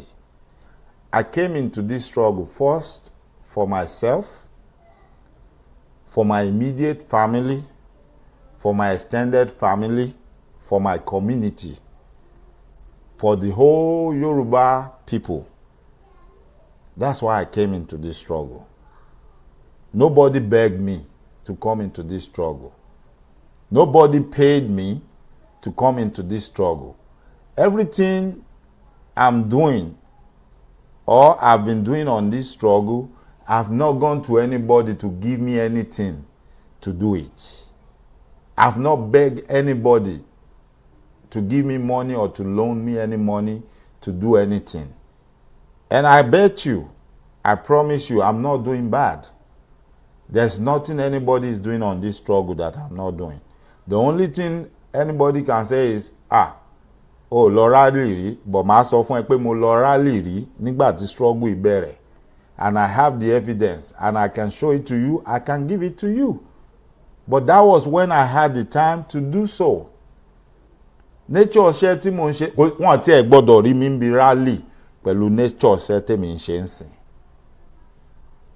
In fact, tí ọ̀pọ̀lọpọ̀ yín bá mọ̀ ni, ẹ máa kan sára sí mi, ẹ máa gbóríyìn fún mi pé mo tiẹ̀ ṣì lè máa ṣe show, mo lè máa jókòó kí máa sọ̀rọ̀ nípa pé ilẹ̀ Yorùbá fẹ́ gba òmìnira. So what are we talking about? Wọ́n dẹ̀ ti ní iṣẹ́ tí ò bá lówó oṣù, èèyàn kì í fẹ̀yìntì ń bẹ̀ o. Ẹni tí ò wá dáyàn lókòwò ni kò lè pèèyàn lárugún. Nígbà tí mi ò ti wá tọrọ lọ́wọ́ anybody pé mo fẹ́ gbé platform lẹ̀ o, àbí mo fẹ́ ṣe studio o, àbí mo fẹ́ ṣe kinní kan ẹ wá dáwó fún mi, àbí ẹ wá ṣe kinní kan fún mi o, àbí àwọn ní kinní kan ṣe lágbájá ó yẹ wá dáwó ẹ wá kówó jọ o. So what gives anybody any right láti sọ pé tí n bá ń sọ̀rọ̀ àwọn fẹ́ máa flag mi down àbí mi ò lè sọ̀rọ̀? Ẹ ti rí pé ẹni yẹn ti jẹ̀bi mi látàyé títí dọ̀run ni. Àyàfi tèmi náà bá ti ṣe bẹ́ẹ̀ síyàn rí, not even in Yoruba nation alone, in all ramification in every aspect, àyàfi tèmi náà bá ti ṣe bẹ́ẹ̀ sáwọn kan rí. Ó ní gbogbo tí mò ń sọ láṣálẹ̀ ní òní ṣiṣẹ́ mọ́ gbogbo ẹ̀yin tẹ́ ń ṣiṣẹ́ burúkú yẹn lára. Àyàfi tèmi náà bá ti ṣe irú ẹ̀ síyàn rí. But if I have not done it, ó máa ṣe mọ́ yín lára ni o, kò dẹ̀ ń ṣe lọ́dọ̀ mi nìkan. Àti lọ́dọ̀ gbogbo èèyàn tẹ́ bá tún ṣe irúṣẹ́ lábí yẹn sí tí wọ́n ṣe irú ẹ̀ fún yàn rí, bẹ́ẹ̀ ni ó ṣe rí fún yín. Ìyẹn ń ṣèpè. Àgbàdúà ní iṣẹ́ wọn pé gbà tí mo bẹ̀rẹ̀, àdúà ni mo fi bẹ̀rẹ̀. Mo ní tó bá jẹ́ lórí òótọ́, lórí nǹkan tẹ́ ẹ mọ̀, tẹ́ ẹ rẹ́ẹ̀rí ẹ̀ tó dá yín lójú, lẹ fi ń ṣe é. Tó sì jẹ́ pé àwọn tẹ́ ń ṣe sí náà, ẹ̀ ń ṣe sí wọn lórí pé ohun tó tọ́ àti ohun tó yẹ ni. Dẹ́ àwọn náà wọ́n ti wá ṣe irú ẹ̀ sí ìyàn rí. Mo ní á máa dáa fún yín o, ọwọ́ yín á máa ròkè o. Wọ́n ní òkè ni ọwọ́ afúnni ń gbé, òkè òkè lẹ́ẹ̀mọ̀ lọ o. Òkè òkè ni wọ́n ní ẹmú ń ru sí, òkè òkè lẹ́ẹ̀mọ̀ lọ o. Bẹ́ẹ̀ bá ṣe ń rí ìgbéga lẹ́ẹ̀mọ̀ bímọ lémọ̀, lẹ́ẹ̀mọ̀ kọ́lé mọ́lé, lẹ́ẹ̀mọ̀ ra lẹ̀ mọ́lẹ̀, lẹ́ẹ̀mọ̀ ra mọ́tò o. Àmọ́ tí ò bá rí bẹ́ẹ̀, tó jẹ́ pé iṣẹ́ láabi lẹ fi ń ṣe, tó jẹ́ pé ìjà ìmọ̀dí tí ó kàn yín lẹ ń jà, tó jẹ́ pé àwọn tẹ́ ń ṣe sí wọn ṣe irú ẹ̀ síyàn rí, aláàánú á máa jìnnà sí yín. Bẹ́ẹ̀ bá ń lé ẹ̀ níbà. Wọ́n ní aṣọ àparò mọ́ ń pọ́n ni, aṣọ yín ó pọ́n kú ni o. Ṣé ti rí pé mi jẹ̀bi yín báyìí? Ọ̀rọ̀ èmi àti yín ó wà lọ́wọ́ Ọlọ́run, ó wà níwájú Elédùmarè. Nítorí mi ò jẹ̀bi yín, mi ò jẹ̀bi yín, mo ṣàdúà fún yín ni. Ọlọ́run ó sì jẹ́ káàdúà tí mo ṣe fún yín, Ọlọ́run ó jẹ́ ó mọ yín lọ́nà tó yẹ kó gbà mọ yín lórí eléyìí tó bá tọ́ sí yín nínú méjèèjì. Point in time, and I made it clear, explicitly clear, that I don't belong to the PDP. In fact, I said I am partyless. I'm partyless because there are candidates in other parties that I feel I should go and support. So if I say I'm in the PDP, then I will have problems. It's like from frying pan to fire. I need you to yes, I can hear you. assist us to some clarifications. First, you said on this program that the candidate of the APC, Asiwaju Bola Ahmed Tinubu, is mentally deranged. That's a very strong thing to say. Yes. No, you can't say yes, because if you look at Section 131 of the 1999 Constitution, Section 131, listing the qualifications for anybody seeking the office of the president, says that, look, the person cannot be of unsound mind. That will be a ground for disqualification. Now, having made that point publicly, you may be called upon to come and prove it. And we are not the ones to go and prove it, because you said it. No, hang on a moment. Hang on a moment. This is okay. You see how you handle an interview. Shetiribai, you forget about all your bias. You forget about all your hatred or your likeness. No, you do justice to the issue at hand. Bó ṣe yẹ kó rí nìyẹn, bó ṣe yẹ kó lọ nìyẹn. Kì í ṣe pé kó máa fi sápá kan. You see, nínú ọ̀rọ̀ tó sọ, ẹ rí pé àwọn ìbéèrè kan àtàwọn challenges kan jáde, wọ́n dẹ̀ gbé kó lójú ń bẹ̀ pé ó sọ nǹkan báyìí. Àwa kọ́ la lọ máa defend nǹkan tó sọ yìí o. O ní láti proof ẹ o, nǹkan tó ń sọ àwọn nǹkan tó ń jáde lẹ́nu ẹ̀ yìí. You see, that's how you handle stuff. Tẹ́ ẹ bá wá lè handle ẹ̀ bẹ́ẹ̀, then do your own. Let other people do their own. Don't be trying to disrupt other people's show so that people don't. Àmọ̀gbọ́n tẹ̀ ń dá, àmọ́ bó ṣe ń lọ. Nǹkan tẹ́mi fẹ́ jẹ́ kẹ́ get nìyẹn. Tẹ́ bá rò pé ẹ̀ ń dọ́gbọ́n pé ó ń work. Kò work. It's because some of us just decide to sit aside and watch you make a fool of yourself. But it's high time we let you know that you've done enough. You've done enough. Go and educate or enlighten yourself and do something better. Do something constructive. To máa mú lọ síwájú wa. Not all this stupid stuff. Tẹ́ ń ṣe káàkiri lẹ̀. Okay, that's one. Number two, at what point did it occur to you that this candidate, you have issues? You accepted position as director of organizations. You were part of the party from 2015. You supported President Buhari. And just now, just about 30 days or so to the election, you then come around and you say you think your candidate is mentally deranged. That's a very strange thing to say. And then finally. Yeah, I know. I want you, a third thing I want you to clarify. A third thing I want you to clarify. Yes. The Tinubu camp, speaking through, I think it's Mamu Jega, says that, look, that you were sacked, that you didn't resign, that you were sacked for incompetence and being very quarrelsome. And your quarrelsomeness has also been indicated. I'm quoting Mamu Jega, I'm not the one making it up. And your quarrelsomeness even led you to resigning from the Police Service Commission. I just want clarifications on all these 3 points. No. I did not resign from the Police Service Commission. You see, it's really unfortunate. Mahmoud Jega should tell us who bought him a house recently in Abuja. And why he joined that team. I'm just leaving that with him. However, let me answer your questions. You see, this is a country, unfortunately, that is bedeviled with so much corruption.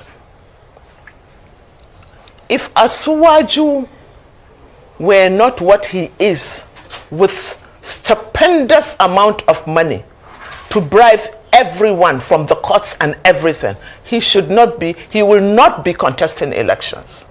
Because from his name to his school to his health, everything about him is based on lies, and nobody wants to prove that. Nobody wants to prove that, because everyone is bribed to say what they want to say. However, Nigerians can see. They see him every day. The last clip I saw of him is calling Atiku the governor of Anambra State. For God's sake, what else do we need? We don't need a doctor to tell us that. We don't need a doctor. Oh my God! When somebody is blah blah blahing, we don't need a doctor to say. Look, people must understand that ill health, dementia, is a natural process of human being. It's nature. It's not as if it's his fault, but it's also not our fault. So we don't have to accept somebody that cannot decipher. That is the truth. You understand? So I am still insisting. And at what point did I resign? I told you from the beginning that I didn't want the appointment. He, Asuwaju, begged me. He begged me. He said, in the name of Allah. This was what he said. Let him deny it. I didn't want the appointment. I didn't want to be part of it. Look, I'm a businesswoman. I'm not a politician that makes money out of politics. Go and look at my history. If I want to make money out of this blood money, I would have made it long ago, but I don't want You hear that? She called the money they are making blood money. You all heard that? Olówó ẹ̀jẹ̀ oni gbogbo wọn gbà nínú ìjọba. Owó ẹ̀jẹ̀, because they are killing people. Every blessed day they are killing people. And he must, Asuwaju. Okay, why is he not going into debates? Why is he not allowed to talk even in rallies? You know what they do in rallies now? What they do is say, let's dance. They start dancing. It's an insult to Nigerians. Even if it are lies, please lie to us. Lie to us about what you want to do. Why is he running away from debates? He's running away from everything. He went to Chatham House. He was asking others to answer questions for him. And Nigerians accept this. Why was he saying that? If he could answer, if he could think, if he can decipher, why is he allocating questions to other people? Are they the ones that Nigerians are going to vote for? I stand my ground. Yeah, I stand my ground. All right, okay, so just let me ask you with regards to your statement around the fact that Asiwaju Bola Ahmed Tinubu bribed his way into winning the APC presidential primaries. In fact, you did allude in a recent interview to the fact that the vice president of the country, Professor Yemi Osinbajo, would have been a better candidate, but for the powers that be, using his terms, in the Lagos-Ibadan press arrangement. That was what made it impossible for him to emerge. I'd like you to give a bit more clarity on this, because you just talked about Mahmoud Jega being given a house. Are there other inducements that had been given to APC leaders to ensure that Bola Ahmed Tinubu emerged as presidential candidate? You see, let me tell you about the fallacy of the Nigerian press and the generality of the Nigerian elites. Osibanjo, anytime Buhari, just one example, anytime Buhari leaves the country, the dollar collapses. Why? Osibanjo was given a few weeks, just a few weeks to run this country, and he put the country on the right track in terms of security, in terms of the finance. A very brilliant professor. If they really and honestly wanted a power shift to the southwest, is he not also Egba Omo Odudua? What is wrong with him? They refused because he could not share money. And let me tell you, I know, like from our candidates, our delegates from Kano, I can tell you that each ballot box, the name of us. Ẹ tẹ́tí kẹ́ gbọ́ dáadáa o, ẹ gbọ́ nǹkan tó ṣẹlẹ̀ ńjọ́ primaries o, APC primaries, ó ní wọ́n sọ fún yín, àwọn tó wà ń bẹ̀ ní, àwọn tó sojú wọn ní, ẹ má listen sí story tí any other person bá ń sọ fún yín. She was part of the Tinubu campaign team. Waju was put on it. All you are paid to do is to go and put it in the box. It wasn't their choice. And we have seen clips of governors sharing money. Governors, such a disgrace. This is the first time that I know that governors do not even sponsor presidential campaigns. Normally, the governor sponsors the presidential campaign in his state. But this time around, it's Asuwaju that is doing it. Because everything about Asuwaju is about money. There is nothing like honor. For God's sake, what do we want? Can we continue to wallow in this? Can we continue to deceive ourselves? Who are we lying to? We are only lying to ourselves. We see these things. The truth has been written on the horizon. Why are we now turning the other eye? And not just that. As far as my so-called expulsion from the APC is concerned, what took them so long? They should have told the public before I resigned that they have kicked me out. But unfortunately, because they are so silly, they are saying after my resignation, they actually kicked me out. You know, they have no respect for the psyche of Nigerians. They think that we are all a bunch of idiots. We are not. Okay. We can think. Okay. I took my time because they pleaded with me. I'm a Muslim. He said, in the name of Allah, in the name of Allah, please accept this appointment. I respect your stance. I said, sir, you have to give me a blueprint. He said, that doesn't have a blueprint. Okay. What is in a manifesto? I just told you that the manifesto of all the parties are the same. So what is in a manifesto? So I'd like to ask you the question based on what you said last. Knowing all of this, what took you so long and why now? You know, sir, one of the problems is this. I didn't want to be arrogant. And let me tell you what I did as a last resort. What I did as a last resort is I went, you know, knowing that this is Asiwaju's handicap, and having pleaded with me in the name of Allah to accept it, I had to be humble. But I didn't just stop, but my conscience was pricking me all the time, because I know that even the Lagos Chamber of Commerce gave him their demands. But look at a whole north without a demand. So what did I do? As a last resort, I want to tell you this. I tried and I sat with all the people I think in the APC, the northerners in the APC, that are the real opinion molders. For 3 months, I have been trying to get them to come together for us to sit and give him an agenda. So that, because when the governors go to see Asuwaju, they go in block to intimidate him. So I said, why not this opinion molders from the APC? Why don't we sit? That was the last. I said, let us sit with him. For 3 months, I was going from pillar to pole to get them to accept this. They say, yes, it's a good idea. But it's each to himself. So I had to go.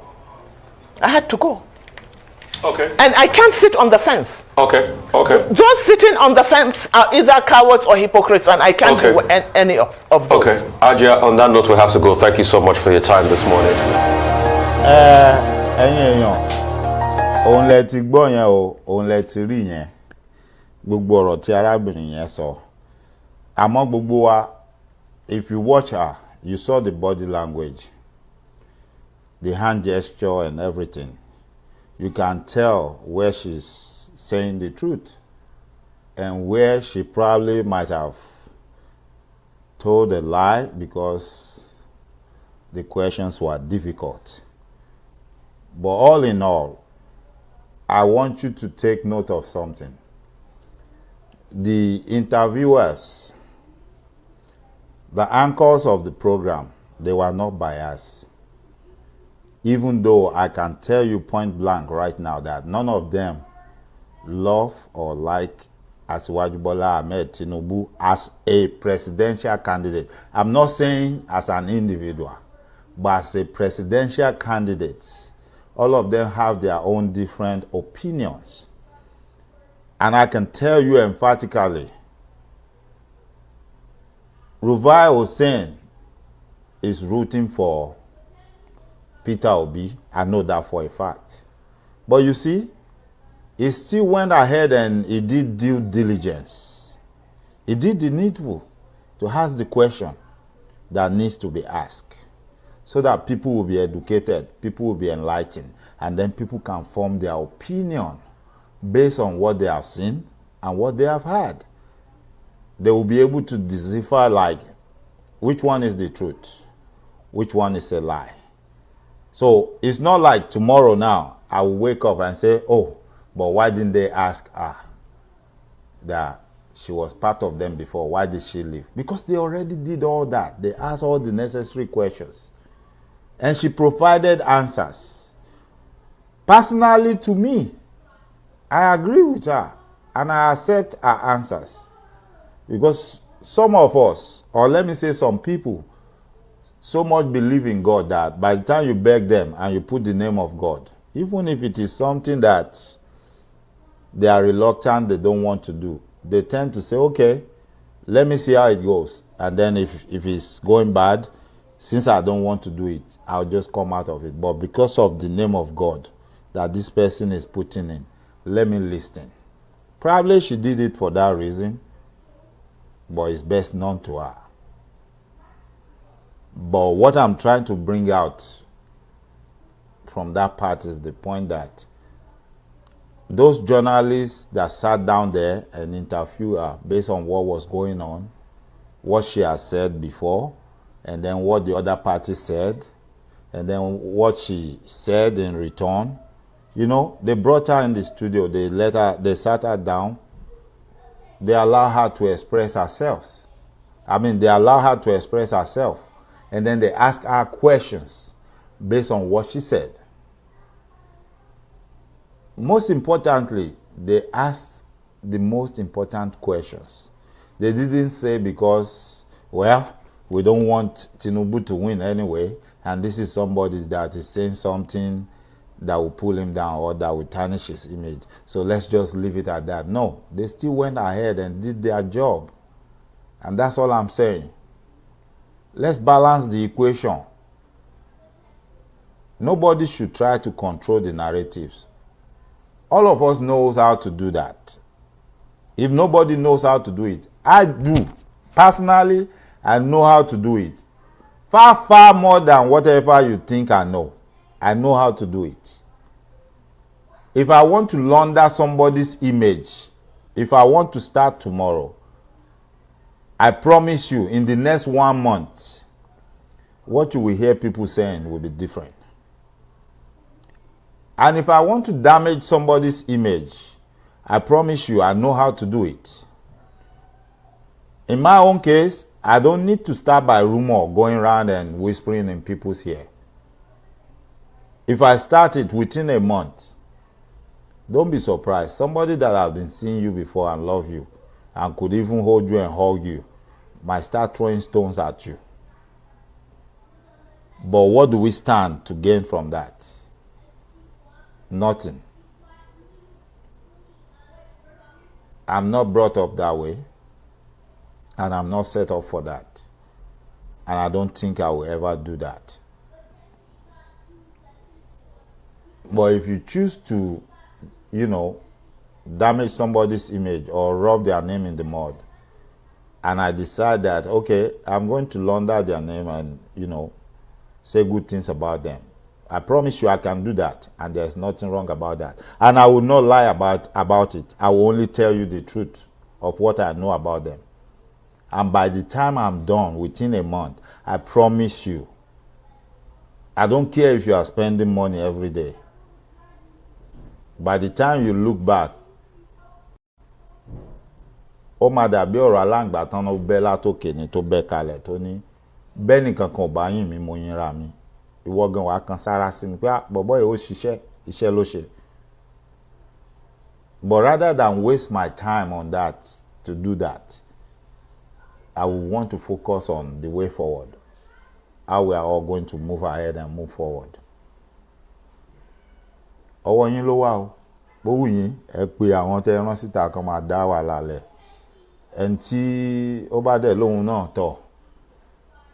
Wọ́n ti forí òrùn mú pé kó máa fòun ṣiṣẹ́ láàbí kó máa forí òun gbàdúrà káàkiri ni. Kó continue. Keep doing what they sent you to do. Èrè ẹ wà fún ẹ, wàá jèrè ẹ at the end of the day. tó bá dẹ̀ tún yá lọ́jọ́ iwájú ẹni tó ti kú àti ẹni tó sọnù wọ́n náà máa ń padà ríra wọn. Èmi ò tí mọ̀ bóyá rọ́ ni bóyá òótọ́ ni, ṣùgbọ́n èmi náà rí possibility ẹ̀ pé ó possible. Tó bá jẹ́ lóòótọ́ ni ọ̀run wà, ó possible ẹni tó ti kú àti ẹni tó sọnù wọ́n lè padà ríra wọn. Mo fẹ́ dúpẹ́ lọ́wọ́ gbogbo wa bó ti jẹ́ pé ó ti bọ́ sọ́wọ́ alẹ́. Mo mọ̀ pé ọ̀pọ̀lọpọ̀ ló ti lọ sùn tó jẹ́ pé ọ̀la ni wọ́n máa rí ètò èyí tí wọ́n máa wò. Gẹ́gẹ́ bí mo ṣe sọ, mi ò wá ṣètò nítorí kérò lè wò, mo ṣe torí pé kí oníkálukú wa ẹni tó bá rí ọgbọ́n mú nínú ọ̀rọ̀ àgọ̀ tí mò ń sọ jáde all this. Ẹlòmíì lè máa wò pé mo sọ̀rọ̀ pé àwọn kan stupid. Yes, all these stupid words that are coming out of my mouth, that I'm oozing out from my buccal cavity, ẹni tó bá rí ọgbọ́n mú níbẹ̀ kó mú. Ẹni tó bá dẹ̀ ní nǹkan tí mò ń sọ náà wípé àṣẹ ọ̀rọ̀ ni, ẹ má worry, ẹ move on, ẹ continue. But mo fẹ́ bẹ̀ wá, mo fẹ́ rọ̀ wá, mi ò wá sórí ìkànnì ẹnikẹ́ni wá kọ kọ́mẹ́ǹtì síbẹ̀ àbí wá búyàn. Kò sí ẹnikẹ́ni tó ń ṣe show tí mo bọ́ síbẹ̀ tí mo bú. Yálà London fake name ni o àbí real name o tí mo bọ́ síbẹ̀ tí mo bú. Mo dẹ̀ ti sọ fún gbogbo wa, I don't have anything I'm hiding. Èmi ni mo ní ọ̀rọ̀ lẹ́yẹ ń gbọ́. Anywhere tó bá ti rí tí wọ́n fi ọ̀rọ̀ lẹ́yẹ ń gbọ́ dá wàhálà lẹ̀ àbí búyàn àbí ṣépè fúnyàn, èmi ni mo ní. Ẹ porí mi, ẹni Dr. Mike Ọlá ló ṣiṣẹ́ yẹn. Àmọ́ tẹ́ ẹ bá ti rí irú èèyàn tèmi jẹ́ nìyẹn. I don't have anything I'm hiding from anybody. Bí Elédùmarè ṣe ṣẹ̀dá tèmi lèmi ṣe ń gbélé ayé mi ni mo ṣe ń rìnrìn àjò mi. Ọwọ́ téèyàn bá dẹ̀ nà sí mi ni mo máa nà sí padà. That is the way I see life. So ìwọ tó bá ní orí aburú àti ìbàjẹ́ àti ìkà náà ló fẹ́ jókòó sí, continue. Wà á bá ẹkùn Elédùmarè ń bùbá láìpẹ́ láì jìnnà. Mo dúpẹ́ lọ́wọ́ gbogbo wa o. Ẹ kú àtìgbàdégbà, ẹ kú fọmọnìyàn ṣe, ẹ dẹ̀ kú fẹ́ nítorí pé mi ò já mọ́ nǹkan kan. Who am I? Tẹ́ ẹ lọ sùn, tẹ́ ẹ jókòó, tẹ́ ẹ ń gbọ́ mi. Mo mọ̀ lóore o. Mo dúpẹ́ lọ́wọ́ gbogbo yín. Ẹ̀mí ìjọra ẹni lójú Elédùmarè ò ní jẹ́ ó gùn lé mi, kò ní jẹ́ ó bà lé mi, kò ní jẹ́ ó wọnú mi. Mi ní tẹ́ lọ́wọ́ yín o nítorí in fact ìwọ̀nba ẹ̀yin tí mo ṣì ń rí iṣẹ́ inú mi ń dùn ni pé ṣé mo ṣì ní àwọn èèyàn báyìí tí wọ́n fẹ́ràn mi. Mo mọ̀ lóore o. Mo dúpẹ́ lọ́wọ́ yín. Ọmọ ò ní kú mọ́ yín lọ́wọ́ o. Aya ò ní kú mọ́ yín lábẹ́, ọkọ ò ní kú mọ́ yín lórí láṣẹ Èdùmàrè. Oorun ayọ̀ ni gbogbo wa sùn o, a sì ní tójú oorun dójú kú. Gbogbo ìgbà tó ní kálukú wa bá jí, gẹ́gẹ́ bí ọ̀rọ̀ Yorùbá wọ́n ní kọ̀ọ̀kan là á jí. Ìgbà tí oníkálukú wa bá wá jí sí mọ́lẹ̀ àlàyé tá jáde nínú ilé wa, àní rárìn fẹsẹ̀ sí o. Bá a ṣe jáde nílé pẹ̀láyọ̀ àtàlàáfíà látún padà wọlé pẹ̀láyọ̀ àtàlàáfíà. Gbogbo oore tó bá wà ní gbogbo ibi tá a bá lọ yóò bá wa padà sílé ní láṣẹ Èdùmàrè. Ẹ̀yin tẹ́ ń ṣòwò láàrin wa, àpamọ́wọ́ owó àtàjèrè ọjà, ajé abúgbàjẹ́ o, ẹ̀rajé jẹun, ní gbèsè lọ́rùn láṣẹ Èdùmàrè. Olóore kan ṣoṣo tó ju ẹgbẹẹgbẹ̀rún èèyàn lọ, Ọlọ́run á rán sí oníkálukú yín. Aláàánú Ọlọ́run á rán sí oníkálukú yín. Àtèmi tí mò ń sọ̀rọ̀ náà o, torí kò sẹ́ni tí ò nílò aláàánú, kí n má gbàgbé ara mi. Fún ẹ̀yin tẹ́dẹ̀ ń ṣiṣẹ́ láabi náà, mo bá yín bẹ Elédùmarè láṣàlẹ̀ yìí, kó wá yí yín lọ́kàn padà kó tó di pé ẹ bá olóde pàdé. Kí Ọlọ́run Elédùmarè kó bójú àánú wò yín, kó fún yín ní ẹ̀mí ìrònú pìwàdà kẹ́ tó bólóde pàdé. Ọlọ́run á jẹ́ kí àdúrà yẹn kó ṣẹ mọ́ yín lórí o. Títí dìgbà tá a tún máa ríra, èmi ọmọ yín ọ̀rẹ́ yín àbúrò yín olólùfẹ́ yín Dr. Mike Ọlá Ifágúgù ni mò ń dágbére fún wa pé kárìíra láyọ̀ o ká pàdé láyọ̀ láṣẹ Èdùmàrè ó dàbọ̀.